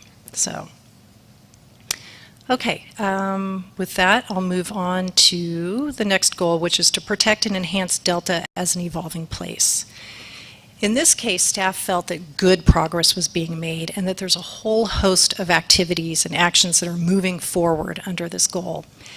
Areas of progress include designation of Delta as a special place. That's one of our strategies in the Delta Plan. We know that the DPC continues to work on the obtaining designation of the Delta as a National Heritage Area, and they completed their feasibility study, and this effort has moved actually to both houses in Congress, so it's still moving forward. We don't have our answer yet, but it is making progress. And in the interim, the Delta Protection Commission as well as the Delta Conservancy have implemented various efforts that also will raise the profile of the Delta as a special place, and these include the DPC's Delta Narratives Initiative, as well as the joint effort between the Conservancy and the Protection Commission on their Delta branding and marketing initiative. In terms of protection of Delta lands and communities that fall under this particular goal, we see progress in terms of subsidence reversal efforts. We have a performance measure that sets a target of 5,000 acres, and the Department of Water Resources is currently up to about 2,300 acres, so making great progress on that particular front. We also see that there's been no significant loss of farmland, conversion of farmland to urban uses since the adoption of the Delta Plan. And that's, we attribute that to two things. One, our policy on in the Delta Plan, DPP1, that calls for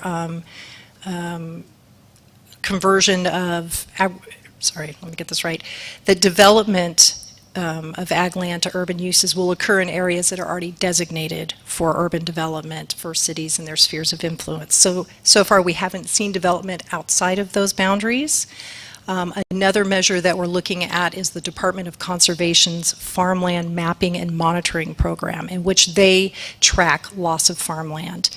And they'll be coming out with some information next year that we'll be looking at. So there's some 2012 information. We know where things stood when we adopted the Delta Plan, and we'll be seeing the next sort of iteration of that information next year.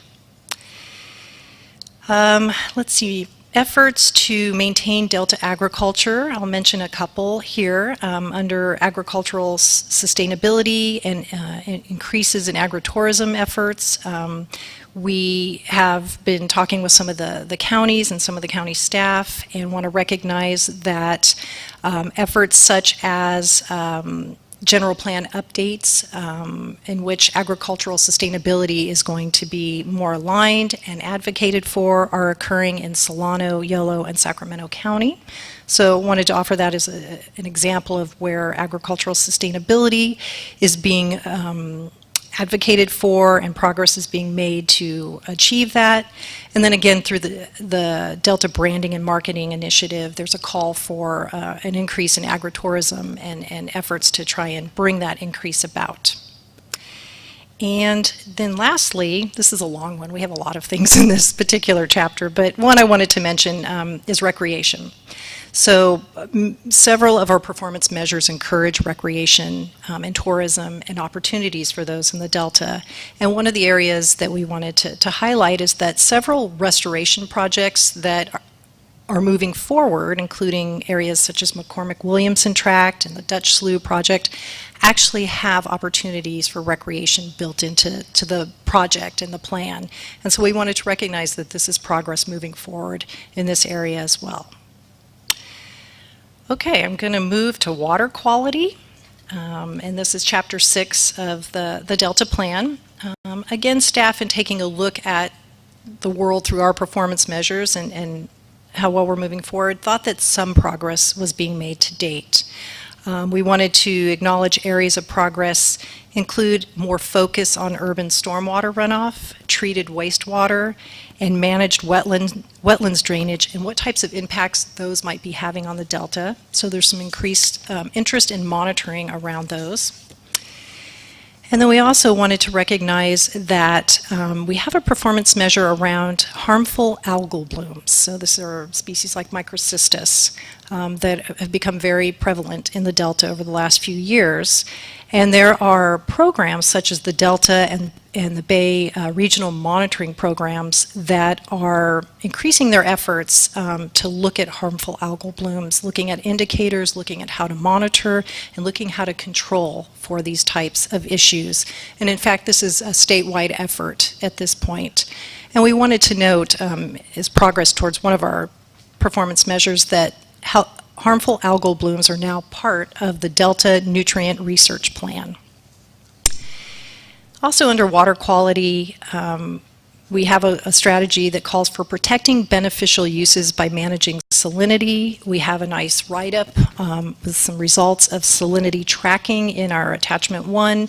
And here I just want to note that salinity tracking salinity is one of those elements that has lots of information, lots of efforts being put towards it. The information's being generated very quickly and reported very quickly.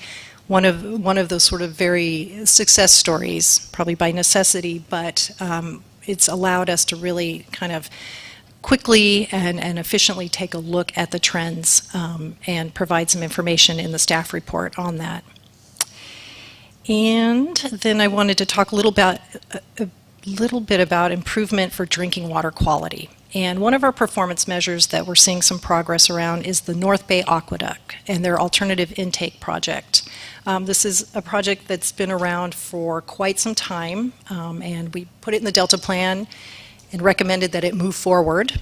And what we've learned lately is that the draft EIR will be out towards the end of this year, and they're hoping the final EIR will be done about the fall time period of next year, and then they'll be able to do construction. So this is one of the projects that will greatly help drinking water quality for Solano and Napa counties, and will also help in terms of fisheries and some possible entrainment issues around that facility. Okay, and then maybe I'll go ahead and move down to reducing risk to people, property, and state interest, and then we can talk about refinements from there.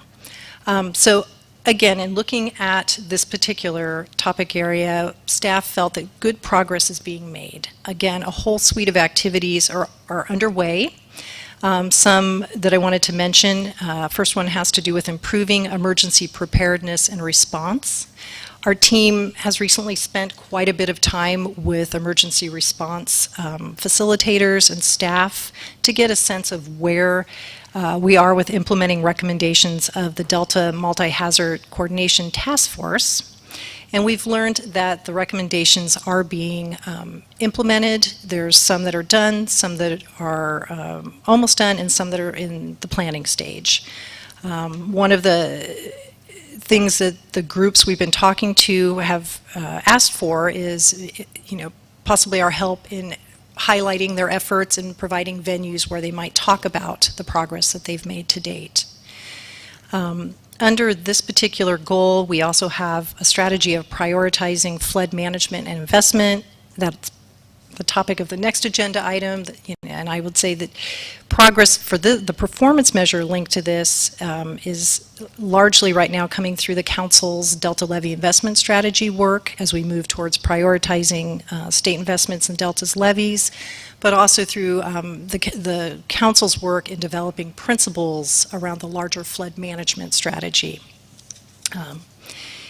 And let's see, another strategy under this goal is financing and implementing flood management activities. And we wanted to acknowledge that one of our recommendations, also performance measure, has to do with establishment of an assessment district for a Delta flood risk Management Assessment District and the Delta Protection Commission has begun their feasibility study to look at the formation of such a district.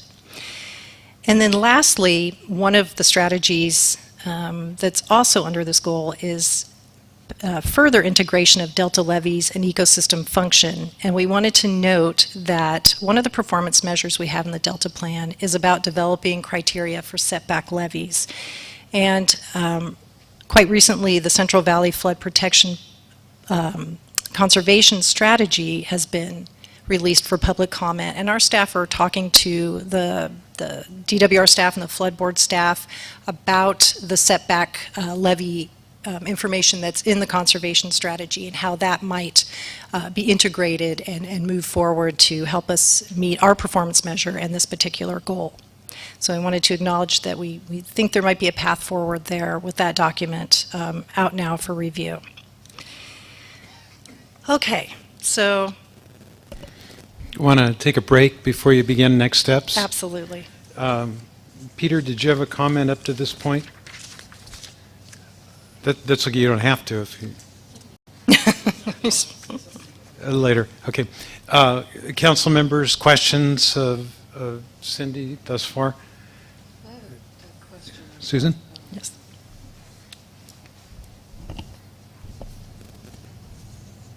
So under the Protect, Restore, and Enhance the Delta Ecosystem, on page 11 at the top, it talks about the IEP developing a framework to guide the restoration proponents in their monitoring programs.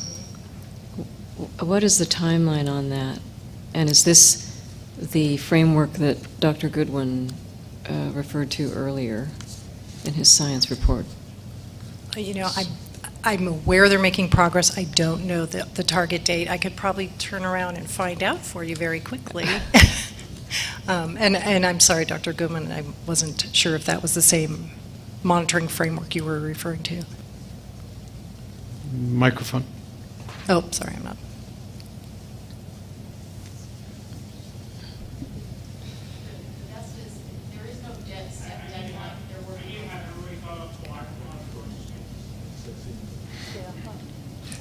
Now that you volunteered to make a comment, you got to do it in a way that everybody can hear. There you go. You got to press that. Introduce yourself and... Yes, my name is Juliette Lamont. I'm part of the performance measure team with the Delta Stewardship Council. The IEP is in the process of developing this as part of developing an overall framework for restoration project guidelines. They don't have a set deadline, but I know they're trying to do it as rapidly as possible because this is a big issue for all of the agencies. Yeah. So I'm not sure if it's the same one that Dr. Goodwin was referring to, but I certainly know the IEP has been working on this specifically. Okay, thank you. Right. Just to expand on that, yeah, the IEP have had a working group on this for some time, and it's one of a number of efforts looking at different things as groups looking at water quality. What I was talking about was a much more holistic system-wide monitoring. So it will build on these efforts where groups with a certain mission are looking at parts of the effort, but what we're interested in is ensuring that all of these monitoring fits together so the right streams of information are likely to be there. Mm-hmm. And secondly, when we see these huge landscape changes within the Delta, being able to detect the knock-on effects of management decisions across the system. So I think ours is going to be certainly bring in the leaders of each of these efforts, but to have like an umbrella look at the entire system approach. Cool. Great. Other questions of Cindy? Okay, well, I think we're ready for next steps. Okay. If you are. I think so.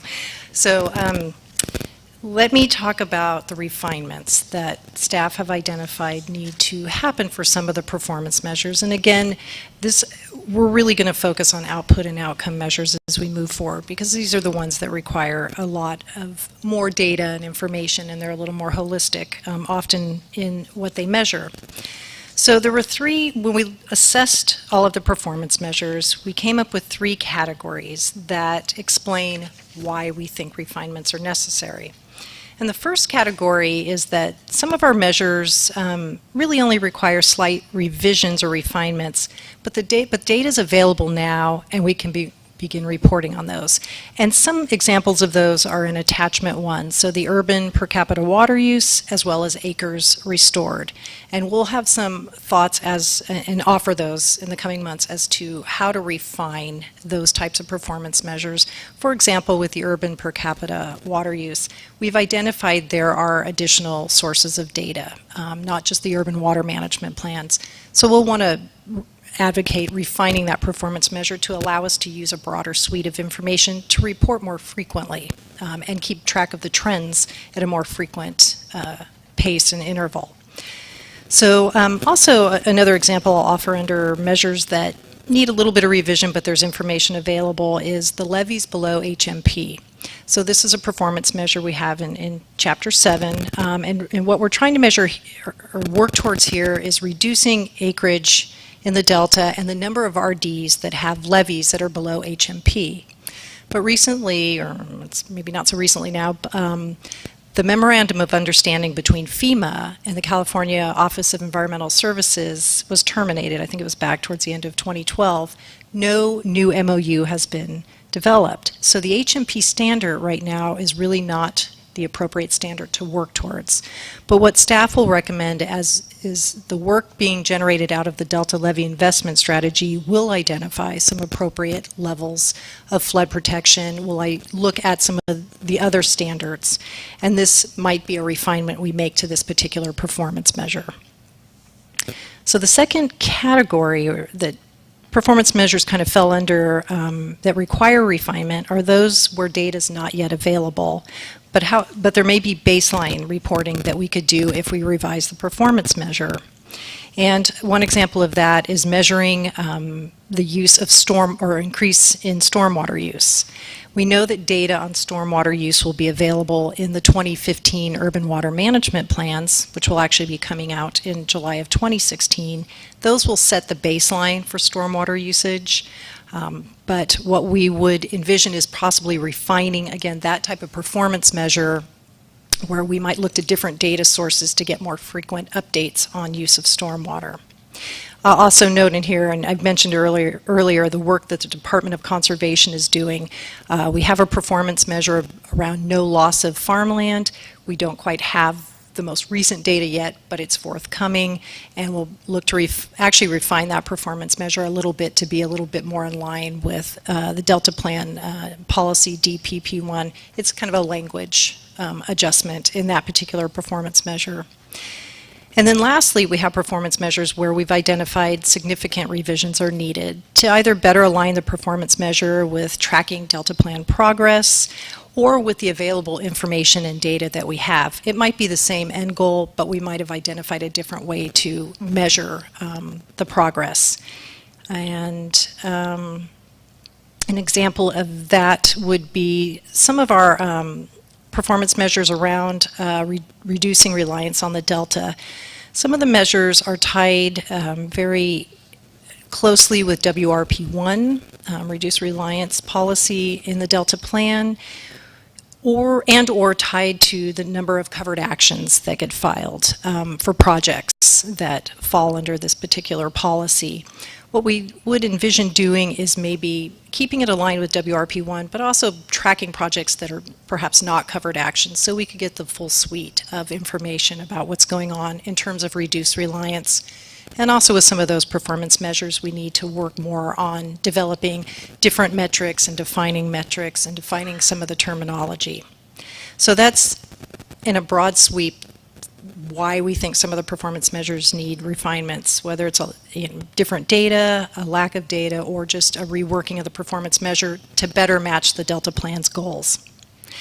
And then lastly, staff have identified areas in which we think new performance measures should be developed. And that was kind of, that's part of attachment 2, and we summarized it a little bit in the staff report as well.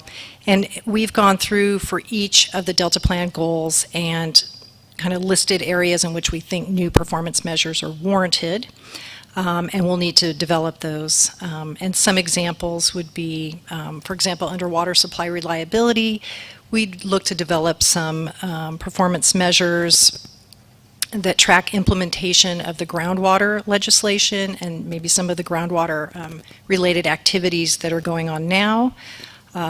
We would look at a broader suite of performance measures to track both water supply as well as water demand. Right now it's pretty broad, and we'd want to make those type of measures more specific, including looking not only at urban demand but also fleshing out the agricultural demand side of things, so we have the fuller picture on that end. And these are just examples. We've kind of got a whole list, but I want to throw some of these out there.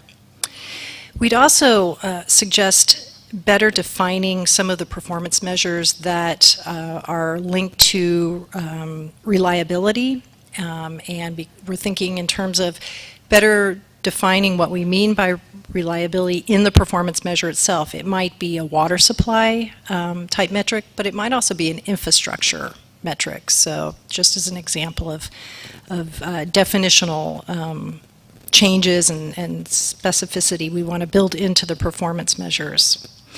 In terms of ecosystem restoration, and kind of linking back to Susan's question about the IEP monitoring framework, one of the areas that we would suggest some new measures might be very useful are measures that look at ecological function and processes, and that would kind of broaden the suite of what we are looking at. So in addition to identifying specific native species that might be utilizing a habitat, we'd also want to look at food productivity, diversity of fish species, and so on. And so we think this kind of circles back to what the IEP is working on, and we could take what they develop and build some performance measures around that. Invasive aquatic plants, one of the areas where under our Delta's Evolving Place goal would be to more carefully look at the economic impacts associated with, and recreational impacts I should say as well, related to invasive aquatic weeds in the Delta. Right now, it's a little bit more on the ecological side or general monitoring side, but we'd want to bring it around to impacts as well. In terms of water quality measures, for example, one of the areas that we'd want to be sort of taking a little deeper look at is the area of emerging constituents of concern. We have a lot of constituents listed in the Delta Plan, but one of the things that we recognize, and I realize even from my water quality background, is there are always emerging issues, and how do you stay nimble enough and work with the agencies that are charged with monitoring these and regulating them to be able to kind of update the plan or look ahead or be able to incorporate that type of information into our goal in the Delta Plan.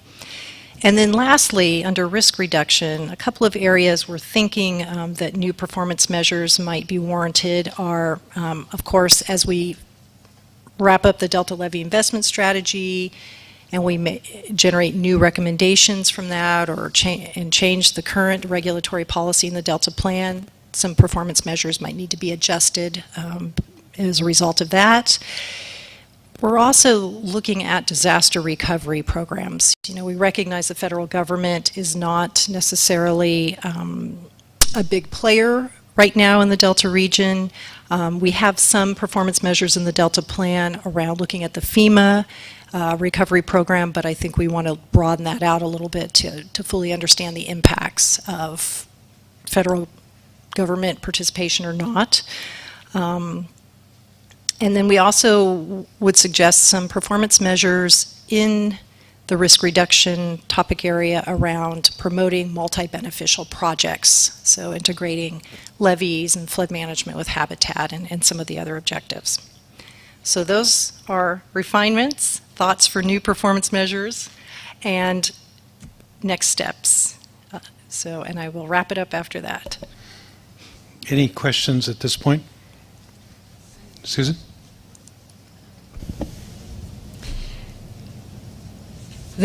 I'm just kind of in awe at the work that's been done and how well organized it is. And in making my way through all these performance measures, what occurred to me is it would be terrific if we had a way of measuring how making fantastic progress in one set of performance measures either enhances or detracts from progress in another set.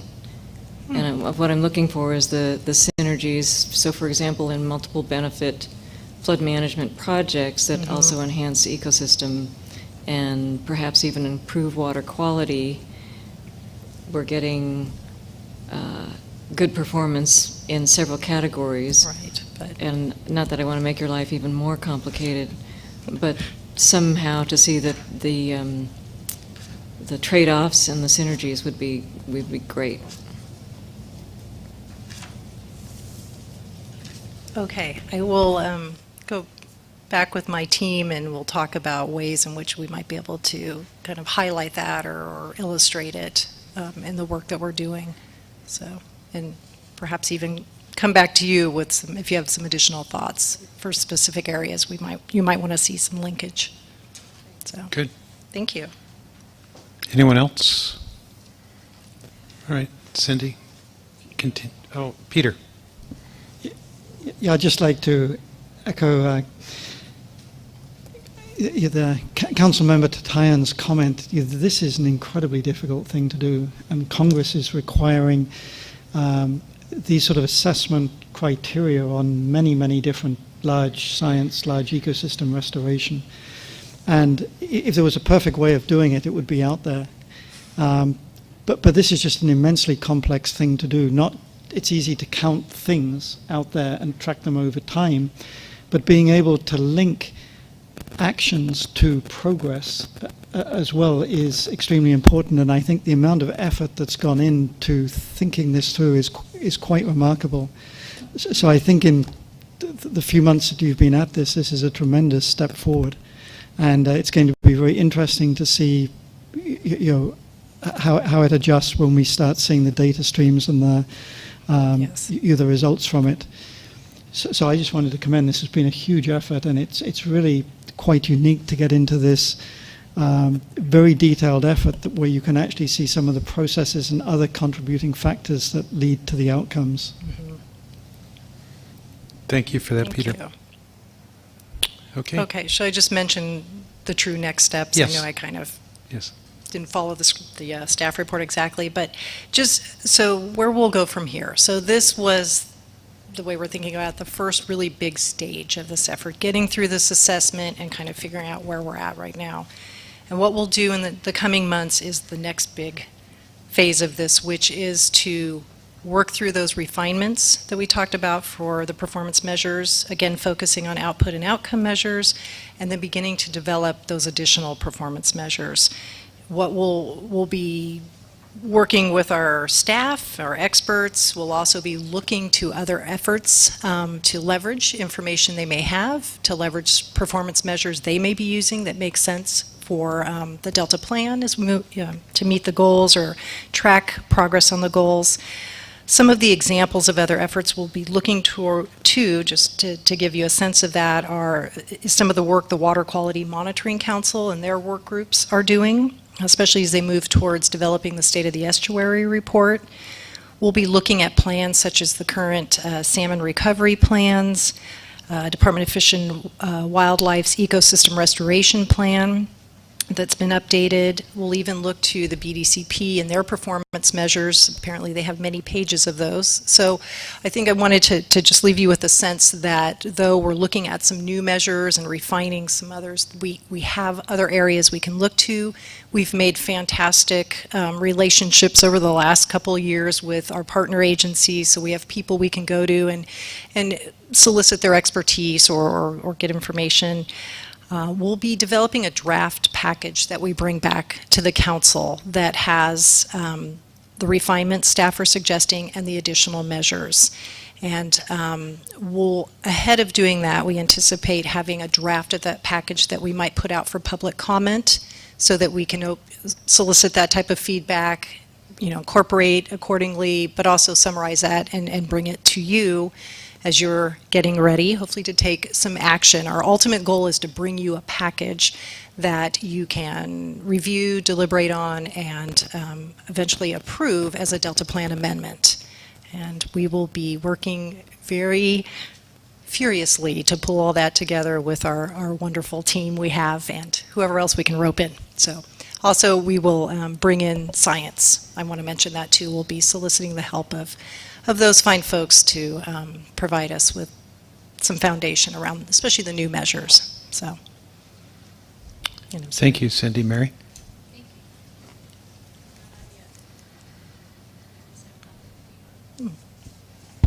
There I go.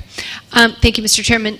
Cindy, I would also suggest that we look back in the record in the comments that the Stewardship Council may have received in the initial draft of the Delta Plan efforts on these items, that we may have comments in the record already that whether, regardless of whether we chose these, you have them listed here, Cindy, to add into the performance measures, water supply reliability, ecosystem restoration, Delta as an evolving place, water quality and risk reduction. We may have received comments in the effort to those specific items that may be helpful to look back and identify what those comments are and how we might be able to bring those forward in this reiterative process.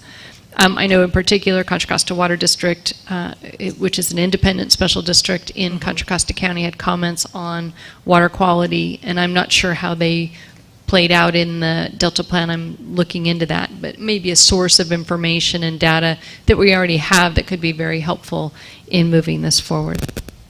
And yes, the science has to be very much part of that, and we heard that from Dr. Goodwin this morning very clearly, that the not only the Stewardship Council's science effort, but the independent science board's efforts, and how much we can should rely on that in the actions of this body. Thank you. Great. Thank you. Thank you. Others? Does that complete your report? That completes my report. I want to echo the comments that you've heard from others about the great work that your staff and Bill's team has done. I've had the opportunity to observe you all scurrying about in the office, and what you've already accomplished is well beyond anything that anyone else has ever done. So you've already exceeded many expectations.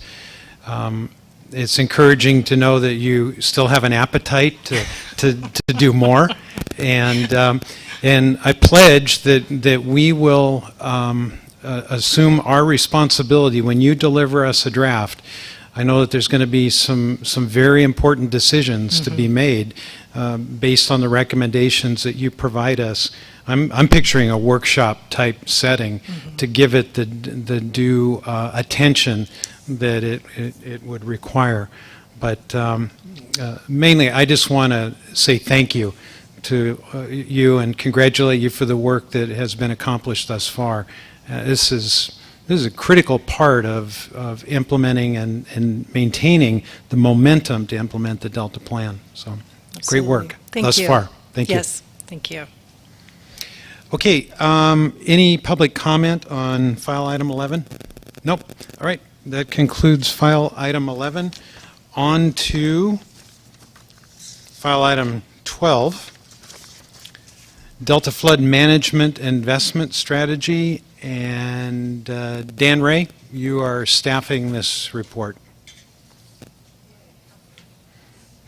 You get a break, Cindy.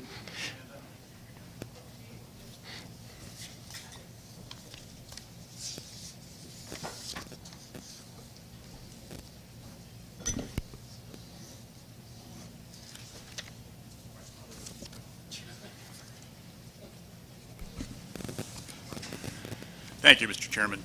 Yeah, we are returning to the Council this afternoon for further consideration of the Delta Flood Management Investment Principles that we've been discussing for the last few months, and then also to give you an update on where we're at with the other steps in the Delta Levy Investment Strategy development. You'll recall that last month, after several months of discussion, we presented to the council and you approved a series of principles for Delta flood management, for the Delta flood management investment strategy, and I think we shared those with you in the staff report, those previously approved principles as attachment 1. And those include also some approaches to implementation that you approved, and those are guiding us as we move ahead with the next steps in our work with Arcadis. But we all recognize that this is sort of an interim direction.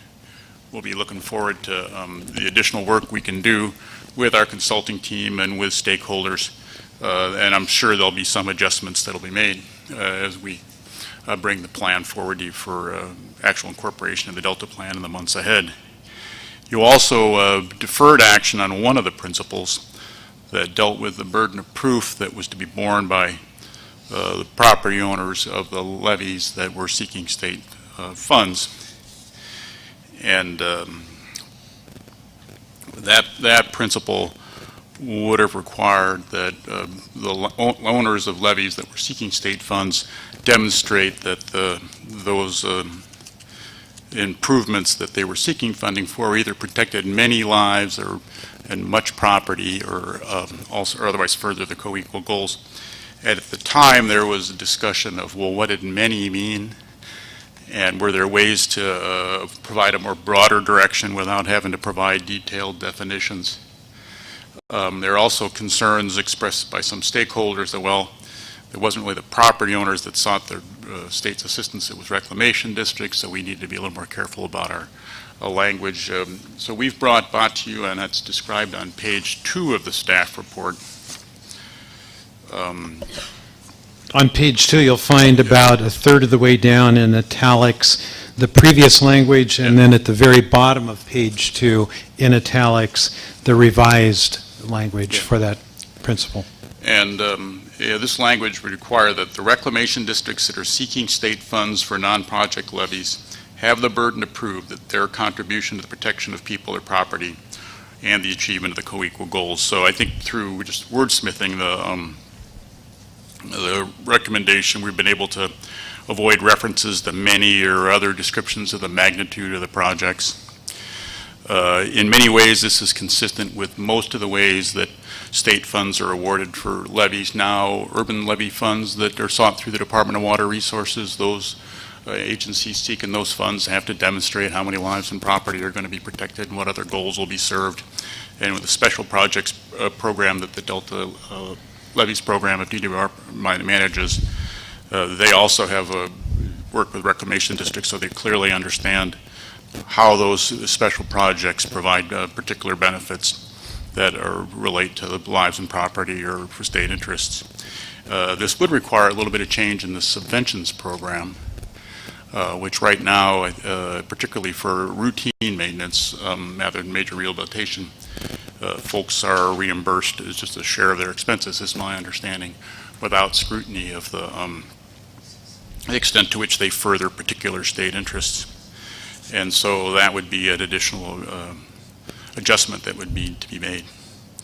But it makes sense, I think, to suggest that this is an appropriate provision to consider as we think about non-project levies. The project levies are part of a state-federal project. We've got particular responsibilities already as a state to maintain that, but with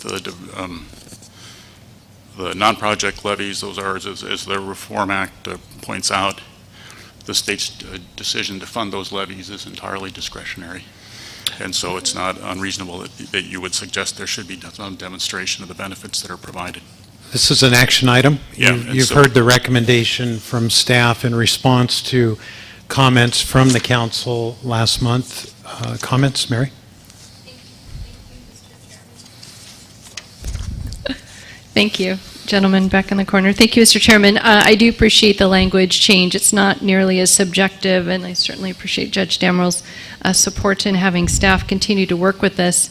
I just want to make a couple points. One, the language, and I won't read the whole paragraph, but it states, have the burden to prove their contribution to the protection of people and or property and the achievement of the co-equal goals, which is the statutory legislative language. Yet in the performance measure we just had, we were talking about balancing the co-equal goals. And we're using two different words under the same context. And it's my opinion that we need to be consistent not only in our work, but also we need to hold ourselves to the same bar that we wish to hold others. So when we're looking at the performance measures, the statutory language says to achieve the co-equal goals, not balance them.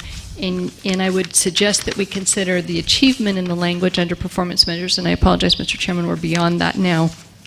What is before us is the additional item related to the Delta Flood Management Investment Strategy. So if I can just marry the two a little bit in that reference, but I do appreciate the work staff performed on this, and particularly the language on page 3 where it indicates that this language reinforces practices already used in the review of requests for state funds through Department of Water Resources. So there's consistency in the language, there's consistency in the application, and if it's already being done, then why wouldn't we do it, number one. And number two, or lastly, we cannot dismiss, in my opinion, non-project levies as being immaterial or not part of the entire Delta levy water conveyance structure. Whether you're project levy or non-project levy, some want to look at them as black and white, and they're not always going to be black and white. And I think this language allows us to look more in an area of gray, if you will, when we're looking at the water conveyance system and how local reclamation districts have a role and a responsibility in that, as well as protecting local farmland. Thank you. Thank you. Pat, do we have any public comment on this?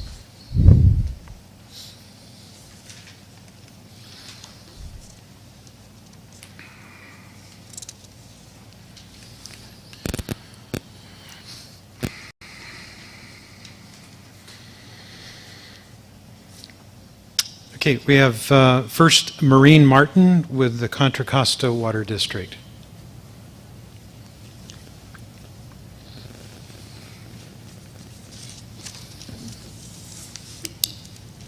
Is it on? Yes. Actually, even though I would like to comment on it, are you guys going to go over? My comment was really going to focus more on the Delta Levy improvement strategy. And are we going to cover that later? Because my comments will fit in a little bit more after that. Sure. Right now we're just taking up one item in the principles document Right. that we So approved. my comment was actually just on the investment strategy. So I'll hold my comment until then, unless it's better to give it now. You're up. I'm up. We're Okay. listening. You're listening. So basically, my comment is going to focus on. I participated a lot in the Delta Levy investment strategy to date, so I want to commend the staff for all of their outreach because they've really done a tremendous job in organizing huge numbers of workshops and being very thoughtful. So I wanted to thank them all for their work so far. And I wanted to. And I don't know, are you guys familiar with the tool, the planning tool? Have you guys seen a demo from it? And last week there was a workshop that was held giving some preliminary results from all of the work done to date. And one of my top concerns is that they've done an excellent job categorizing what's there, who's using the water, and the types of uses for the Delta. But what I am fear is missing is what are the state's interests. And so I think that the legislation clearly defines that you need to develop the investment strategy to protect the state's interests. And I think that to date, an excellent job has been done defining other than the state's interests. So, you can pull up a little menu and toggle CCWD and show the risk or the reliability we have on certain Delta infrastructure. And what's unclear to me at this point in terms of the development of that tool is how that meshes or overlaps with what will be considered the state's interest. And so I don't know if that's coming forward in another session, but the visualization is very striking when you have the information categorized in such a way that CCWD has a very large, prominent focus, or East Bay Mud, in terms of their water supply reliability.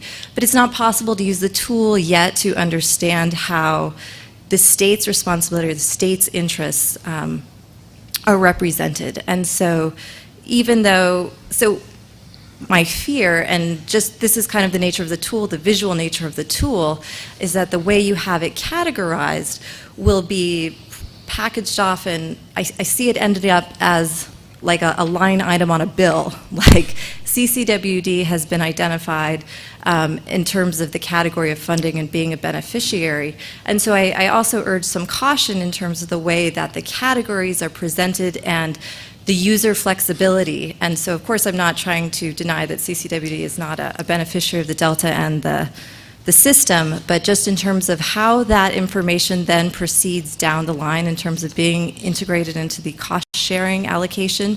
And so I know we'll get to that more, but as a first step, really, to try and define how the state's interests overlap with those that have already been identified in the work done would be reassuring and helpful to ensure you meet the legislative requirements. So, thank you. Maureen, thank you for that. And we'll consider those comments at the appropriate time when the issue comes up. Thank you. Let's see. Eric Vink, do you want to comment on this action item? Very good. Thank you, Mr. Chair. I'm Eric Vink with the Delta Protection Commission, and I do have comments on the principles. That's what you're inviting right now, comments on the principles document? Comments on one principle. One principle. We adopted, I think, 11 of the 12 at the last month's Well, meeting. I'm going to draw your attention to a few items in the principles document because I think you've taken a step backward. And I compared, there was only one other change in comparing this current version that's in your agenda packet today with version 2 that was adopted back in July. And that's in your preamble. It's in the third paragraph that begins the Delta's primarily rural character. And initially you said much of the Delta has been urbanized. You've returned to that language. In version 2 you said too much of the Delta has been urbanized. It's not true to say that much of the Delta has been urbanized. That's not a correct statement. So I'd encourage you to go back to your previous language in version 2, and I don't know if this was a problem with document control or if this is it reflects the direction, insisting on going back to original language, which is false. Yeah. It reflects direction from the council, which initially was that we shouldn't use 2, because that was a value judgment. But certainly when you look at West Sacramento, the Pocket, substantial areas of Stockton that are within the legal Delta, they do comprise much of it. So I don't have a Webster's in front of me, but what's the definition of the word much? Tell me. Is it 25%? Is it 40%? Because 10% of the Delta has been urbanized. Those are Department of Conservation numbers. They're recognized as the best numbers around. 10%, if you want to say that much of the secondary zone has been urbanized, that's correct. Perhaps 31% of the secondary zone has been urbanized. But it's not true to say that much of the Delta has been urbanized. I would again, excuse me, I would again ask you to change that. It's a false statement.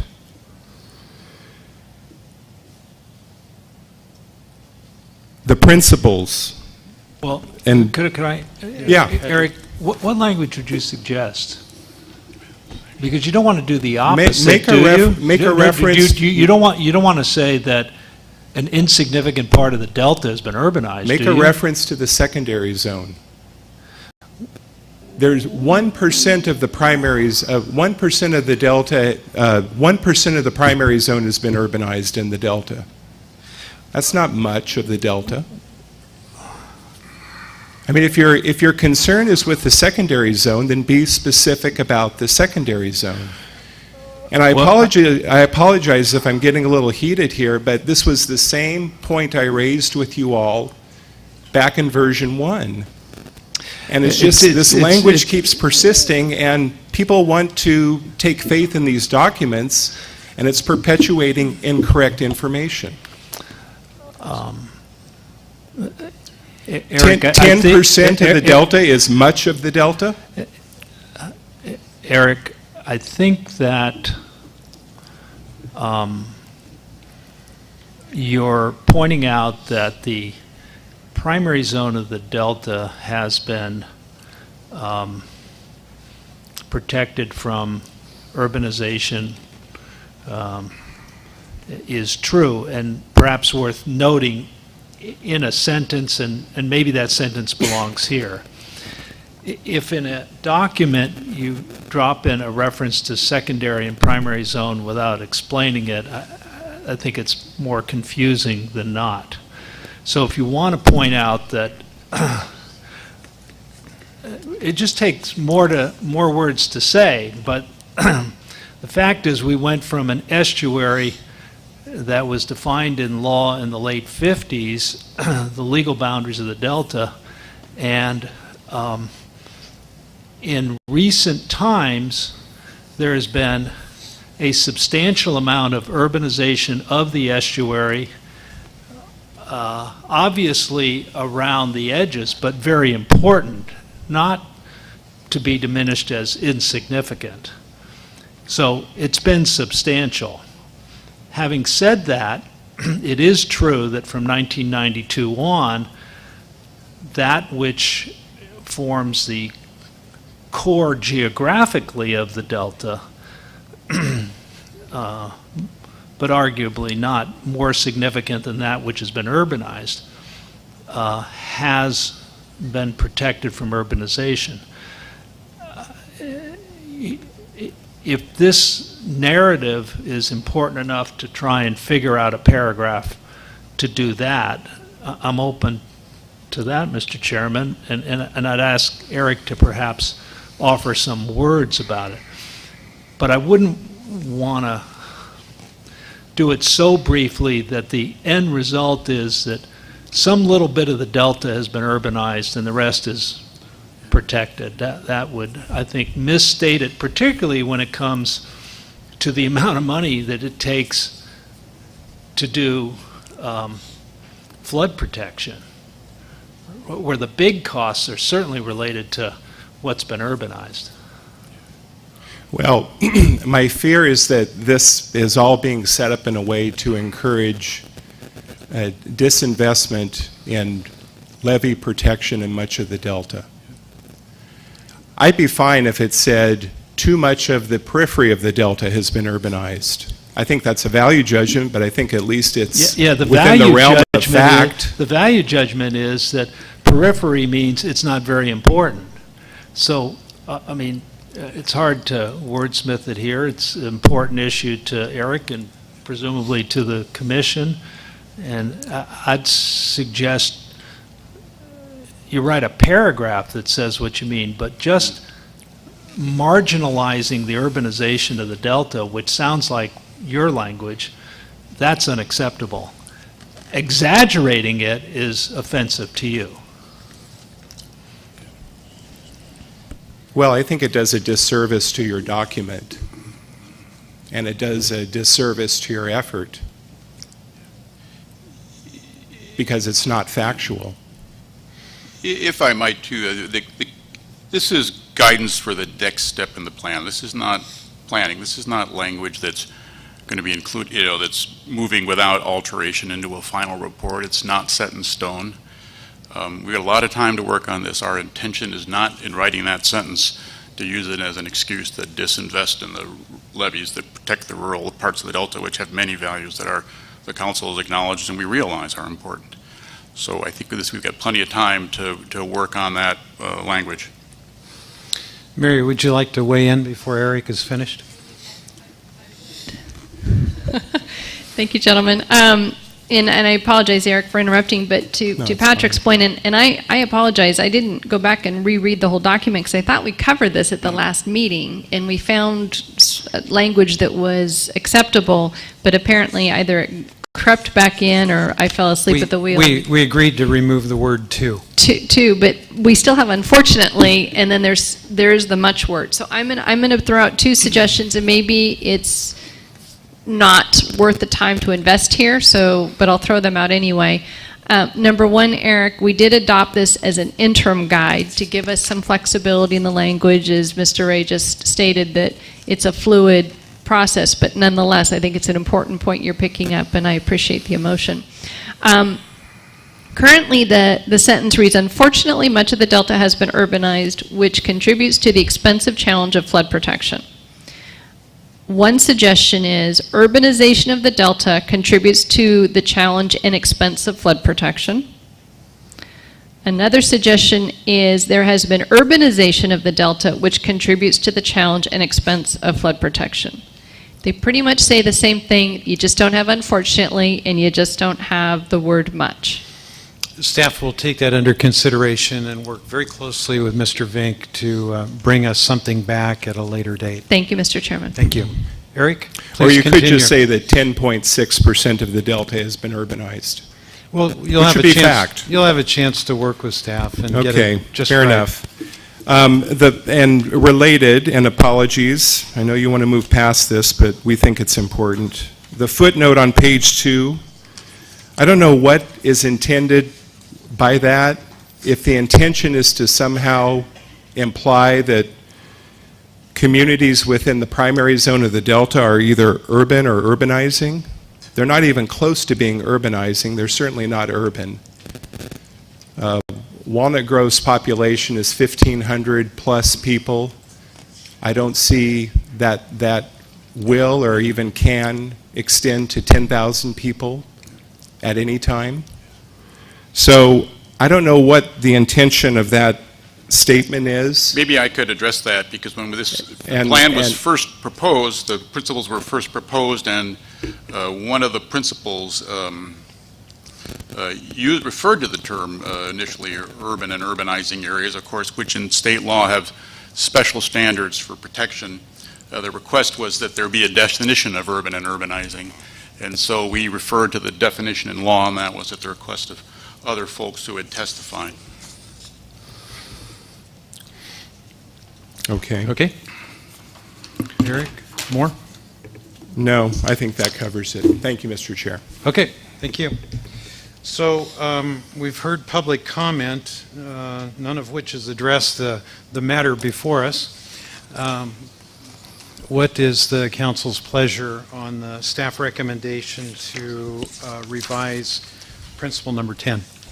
Mr. Chairman, I will move that we accept staff's recommended language on the revised language for the Reclamation District addition, and direct staff to continue to work with the Delta Protection Commission on refinement of some of the language of concern.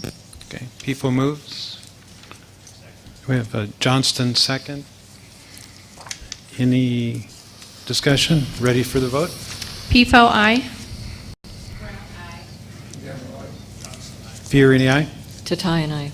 Okay, motion passes unanimously, and Eric, you'll be hearing from Dan Ray or somebody on the staff to work on that preamble language. Mr. Chairman, and could I add also for staff to look at the achievement versus balancing of co-equal goals piece that I brought up in relation to the performance measures and this, just so that we are consistent, and if we're not going to be consistent, so I can understand why.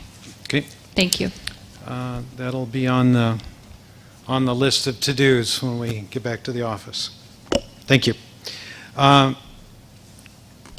We're still on file item number 12. Dan, please proceed. Yeah, I think now, if it's all right, I'm going to turn it over to Dustin, who can give you an update on where we're at with other activities and development of the levy investment strategy. Very good. Dustin, welcome. Thank you very much.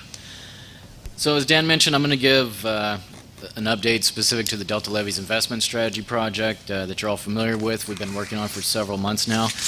Specifically, I want to talk about a major milestone that we've passed in our project, and that's related to the independent science review panel that we had back in May. I'll provide a summary of what the report findings were, what the panel submitted to our lead scientist, and I want to go over where we stand on some of the items of the recommendations, how we're moving forward from that point, some of the major topics that the panel touched on. My summary is going to be fairly high level because this was a very technical document, and that was the intention of it, to actually dive into the methodology we're using. So if we need to dive into more details, I'm more than happy to do that, and I have our Arcata staff here that are much more familiar with the technical aspects if we need to get into that, but for the most part, we'll start off at a higher level. And then after that, I'll touch on some of the overall project updates, some of the outreach efforts that we've been involved with, some of the scheduling items that we have coming up. And not to lose track of Maureen's comment that we made, I think I can touch on that a little bit. Unfortunately, the council hasn't had the benefit of as much of the tool demonstrations as some of our technical experts have had. So I'll give a little bit of background information, try to tie that together, and Maureen and I have some conversations on that, and I think we're on the same page of how we can move forward, or at least keep working through this. So with that, I'll start with a little bit of background. As most of you know, the Independent Scientific Review Panel met on May 19th and 20th. That was a public workshop where the panel members were invited in. It was a question and answer session between the Independent Scientific Review Panel and also Arcata staff and their team. It was a public open session and invited comments. A lot of very good discussion came out of that. And then about a month after that panel working session, the panel submitted a written report to our lead scientist in early July. So that's what we've been going through and working off those responses. I believe you have a copy of that panel report in your packets there. If you're interested, we can go through that. And so just to emphasize the point of the panel, the goal was to have the panel review the methodology that we were using to build into our analysis. And I'm not definitely an expert of independent scientific review panels, and Dr. Goodwin can correct me if I'm wrong, but a lot of the perception is with the independent panel reviews is a lot of times they take place after an analysis has been done and after results come out before you start getting into recommendations.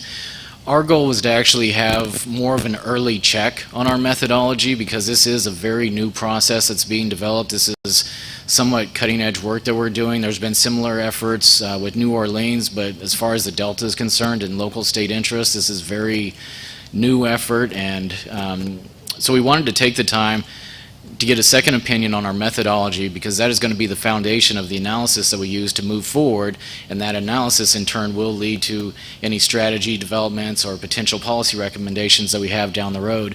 So we really wanted to check in and make sure we're on the right track with that, and so that was the intention of the panel report. And in that sense, I think it was a major success. We had a lot of good input from those folks.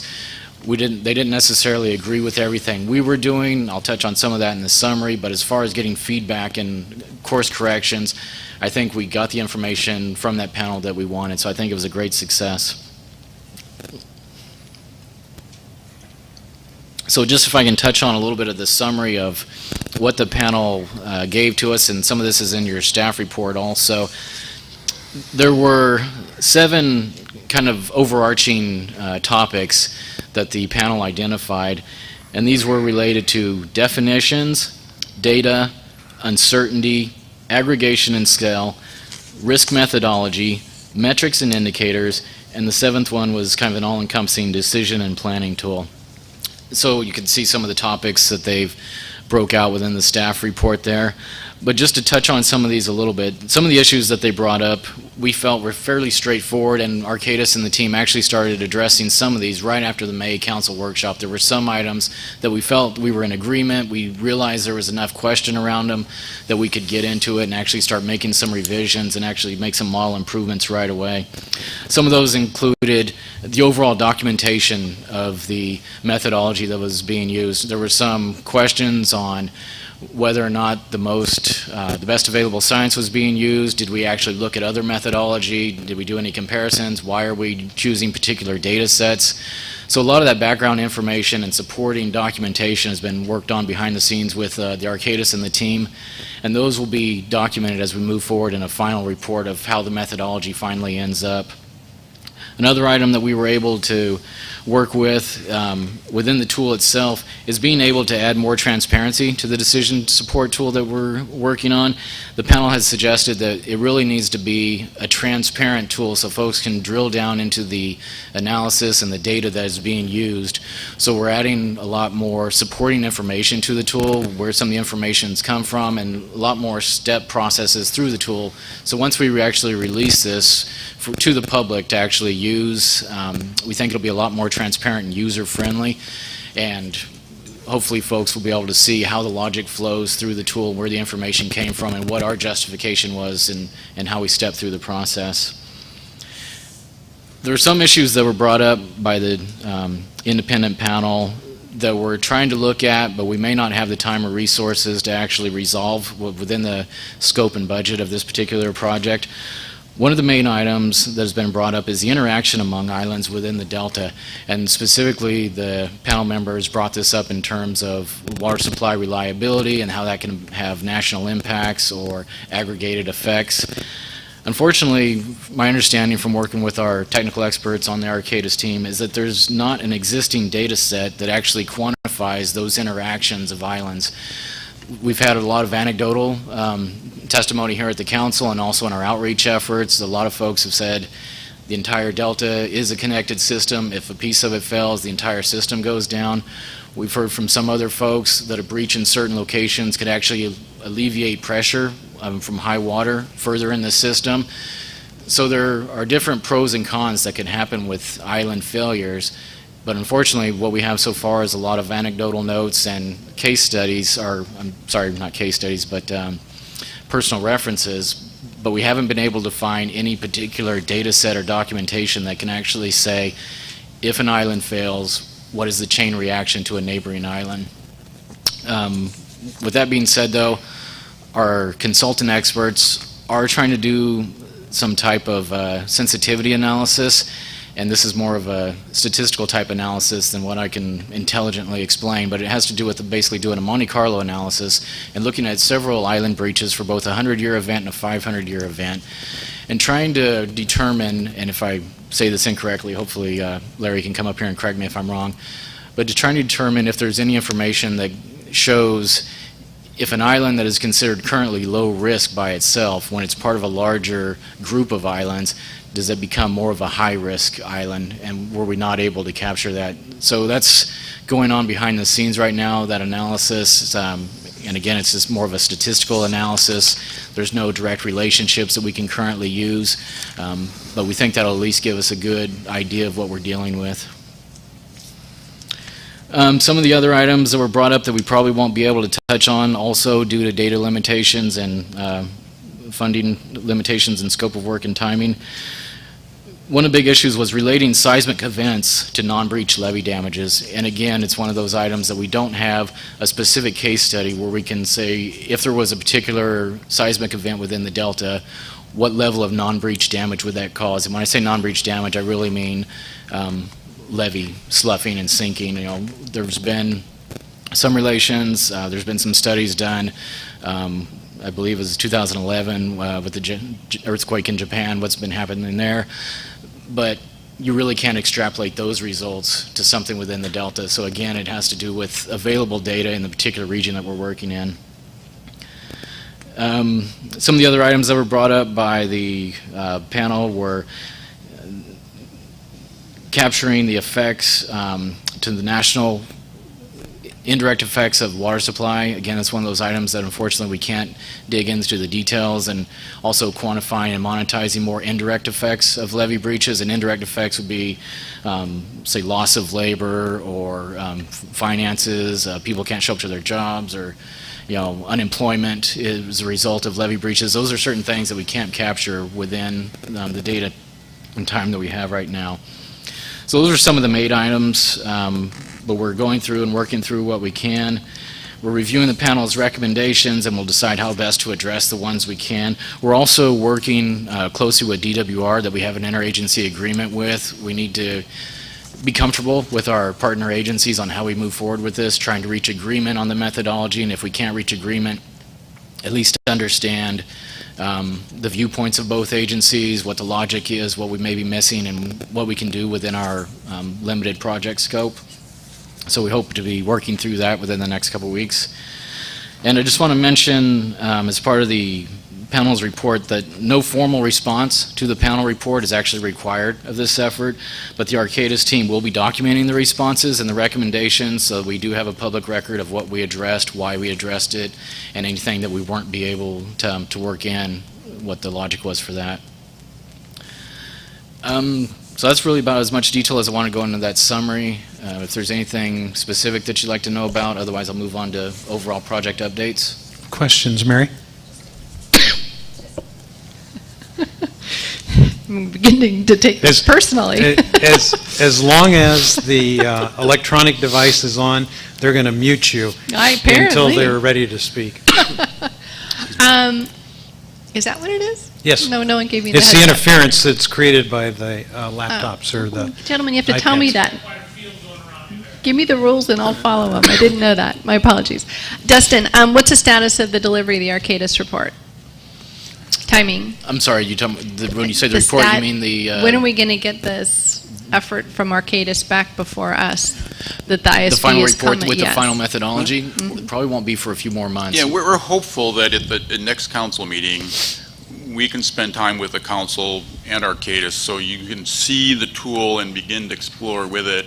Well, depending on how we value different interests, sure, what islands would be priorities. And then we'll be using that off and on over the coming months as we... So October, November, we're going to see more tangible there's items of the Arcadis demo, effort. yes. Yeah. Okay. We're kind of going I've through been anxious for Yeah, we all are. Yeah, we hope we would be able to do it sooner, but we need to work out these issues with response to the peer review panels. Okay, great. Thank you. The Contra Costa and some of our colleagues and the other engineering agencies got a sneak preview, so they're referencing a product we haven't been able to show with you yet even. Thank you, Mr. Chairman. I'll put my devices on airplane mode. Thank you. Actually, can I add Peter? Just a suggestion to build on a couple of things Dustin said. I think it's also worth highlighting that two things. As Dustin said, the idea was to get an early examination of the tool by really a panel of very high-level experts. And I think we should also mention that they acknowledged in the introduction that, one, this is a very innovative approach, really cutting-edge stuff, and it represented a very significant body of work. And secondly, I think my reading of their suggestions about the data was part of its transparency, but part of it's just, as we begin to understand more about this system as it changes over time, that there needs to be the ability to feed the latest information and knowledge into the tool. And I thought that was extremely constructive. So it's likely to be a continuous process over time. Better information will always be coming available, and the tool needs to be flexible to accommodate that. But I thought that their introductory paragraphs, calling out some of the technologies that were used and how they've been put together, it was very constructive. Thanks for that, Peter. Dustin, please continue. Actually, want to thank Peter for that. That was actually a major point of this tool development. I had a note to myself here and completely skipped over it. The fact that the tool is being developed to be so flexible and accommodate later information as it comes in is going to be a great asset. Thank you, Peter, for pointing that out. Okay, we're general updates. I'll start off with some of the outreach efforts we've had over the last couple months, or actually, I'm sorry, within the last month or so. We had two very interesting workshops, and I felt those went very well. One was specific to the water supply metric, one of the main items that we've been redeveloping after working through the peer review panel reports. The water supply metric was one of the items they felt needed to be better quantified instead of just having a unitless score that was associated with it. So we've been working through that, and we actually met with a panel of technical experts from various agencies. As Maureen mentioned, Contra Costa was present for that one. We had the Metropolitan Water District and some of the state water contractors, DWR, and some of the other folks. Hopefully I'm not leaving everybody off, but I felt that was a very good effort. We started to get reaching a good discussion points there, I think. And one of the items that Maureen was alluding to and it's maybe a messaging effort that we need to take back to Arcadis, and I'll work through with our consultants on this. One of the ways we identified the water supply metric, since we can't identify specific risks to water supply disruption just because there are so many hydrologic antecedent conditions that would go into accounting for that, we can't capture all that within our model.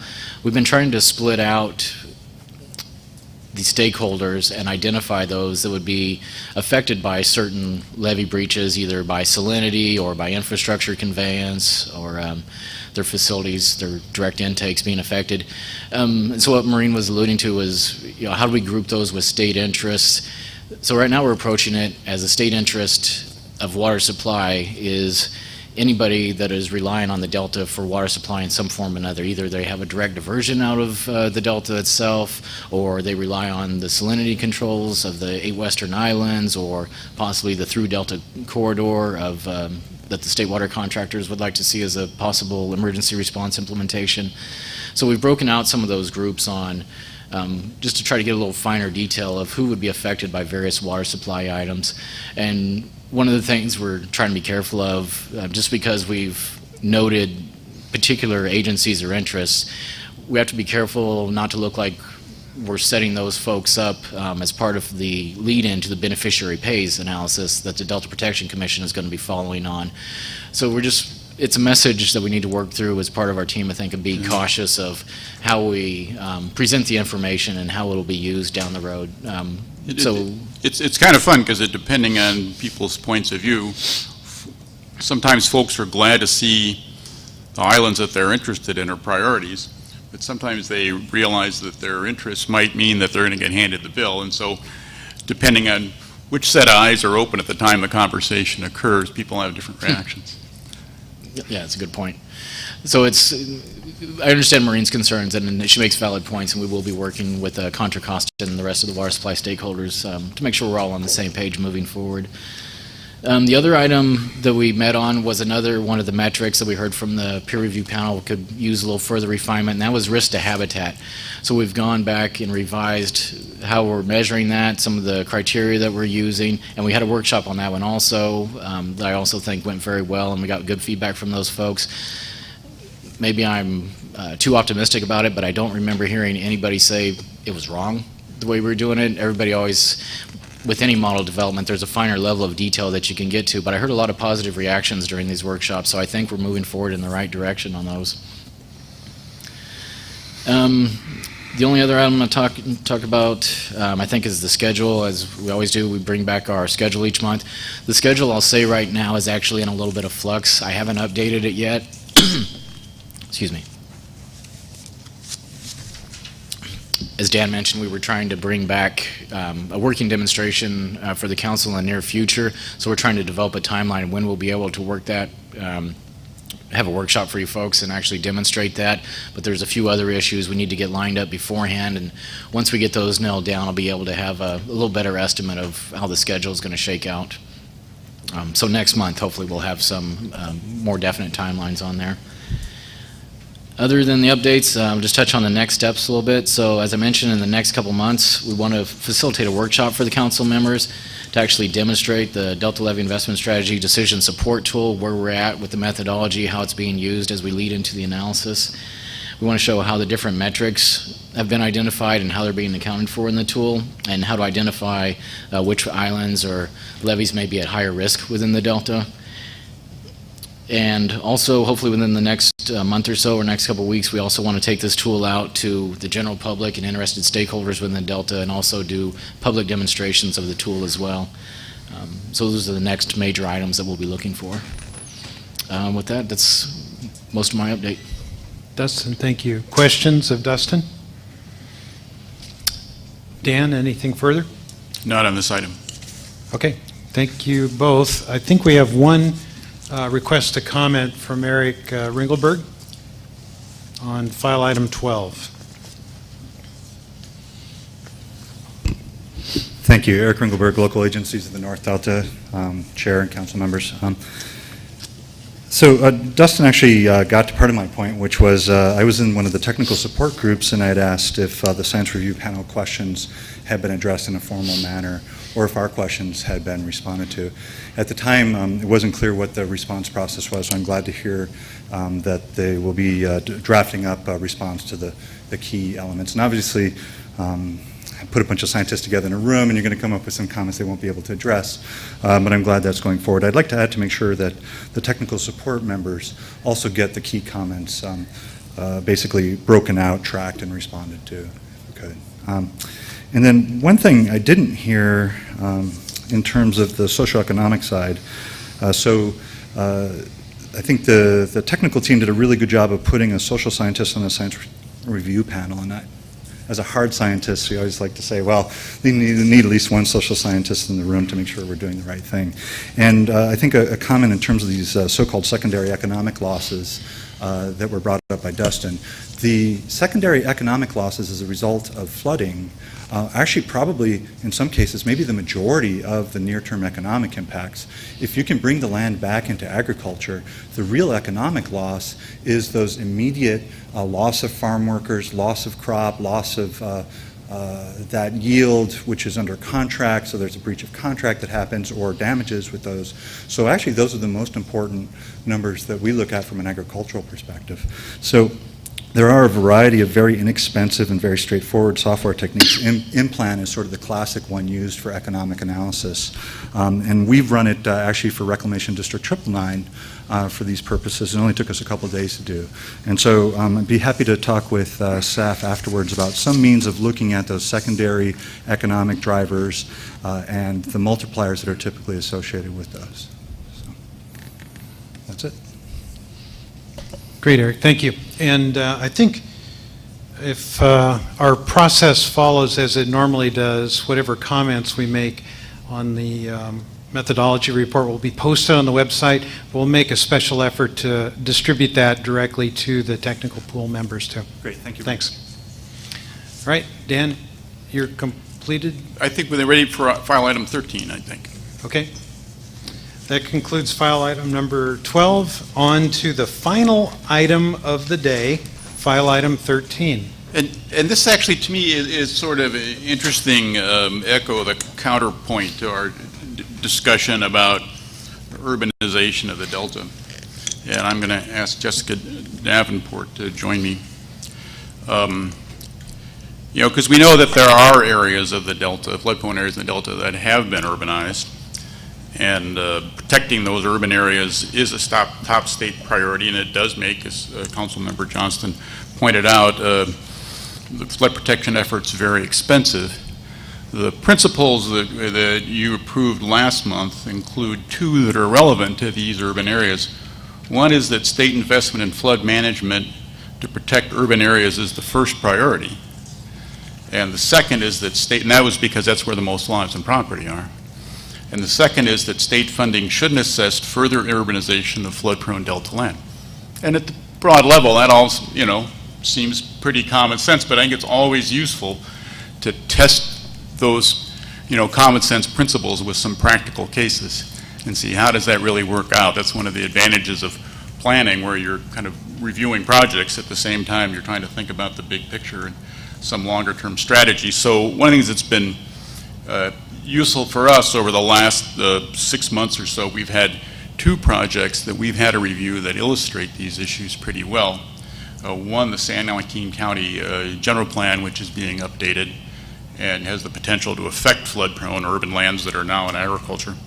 And the second proposal for flood control facilities on the lower San Joaquin River. And I was going to ask Jessica to just briefly review the actions we've been taking. We want to make sure you're aware of how we're using the guidance in the Delta Plan and the guidance that Council provides and the tools that are available to us to implement the Delta Plan.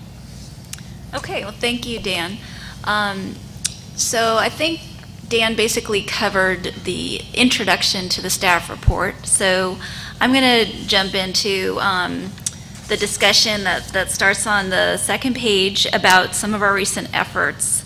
And basically, the two major things that we were commenting on were the San Joaquin County General Plan update and the investment in levees in the lower San Joaquin River.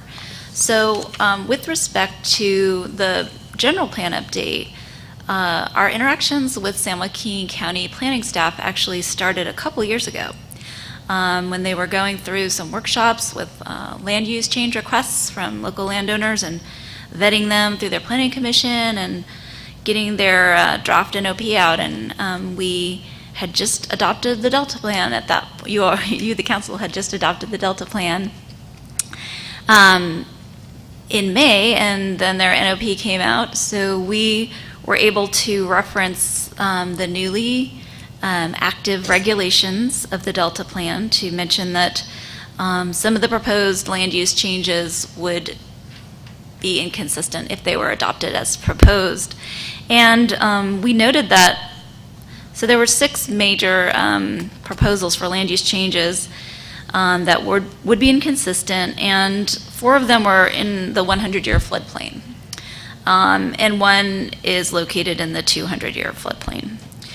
So we notified the county staff of that potential inconsistency and advised them that those areas should remain designated as agricultural.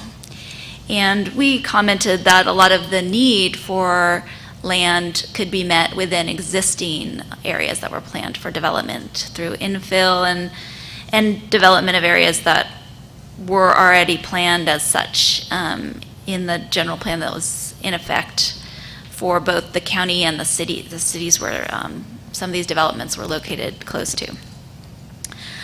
So as time has gone on, the draft EIR came out for the general plan. We sent another letter and reiterated our concerns, and Council Member Patrick Johnston and Dan and I met with the San Joaquin County Board of Supervisors, Chair Kathy Miller and her staff with the planning department to discuss these issues earlier this year, and they are formulating their response. We haven't heard yet how they intend to move forward with that. So that's one of the major areas. The second is the lower San Joaquin River levee investments. So there were 2 different ways that this issue came up. One was that the Army Corps, as the federal lead with the local partners of the Flood Board and the San Joaquin Area Flood Control Agency, released their feasibility report, draft EIR and draft EAS for the lower San Joaquin River. And the feasibility report describes their plan to improve approximately 23 miles of levee in north and central Stockton to reduce flood risk. So one of the things that they determined was not in the federal interest was to bring the levee along Reclamation District 17 up to the urban level of flood protection, because that had potential growth-inducing effects, and that would be inconsistent in their interpretation of Executive Order 11988. So the Army Corps made that determination, and the local partner, San Joaquin Area Flood Control Agency, told us that they accepted that decision, but they did want to see additional study to address flood protection of existing urbanized areas and the critical infrastructure behind the RD-17 levee. And we supported that position in our comments to the Army Corps. And we noted that, there is critical infrastructure there, such as schools, fire and police stations, a county jail, an Army depot, and a hospital, as well as Interstate 5, Highway 120. So we definitely, as Dan mentioned at the beginning, we have these 2 principles. One is to protect these existing urbanized areas, and the other is to not to encourage further urbanization of floodplains. We do have our policy, Delta Plan Policy DPP1, which exempts certain areas if they're already designated for development within city and county general plans within cities and city limits and their spheres of influence. So the next issue that came up related to this investment in the levee in this area was the Department of Water Resources they released their preliminary decisions regarding funding for urban flood risk reduction. And Dan and other members of our staff met with DWR to discuss those. And we reiterated our position that we hoped that DWR in their grant agreement would specify that the 200-year protection should be only for areas that are urbanized or already planned for urban use in the Delta Plan at a maximum, rather than for all of that area. Some of which is designated ag, is not designated for future urbanization. So through these efforts and our discussions with local and state and federal staff and in our letters, we're putting forth the intent of the Delta Reform Act, the Delta Plan's policy, and the principles of the Delta Levy Investment Strategy, and welcome any questions from you.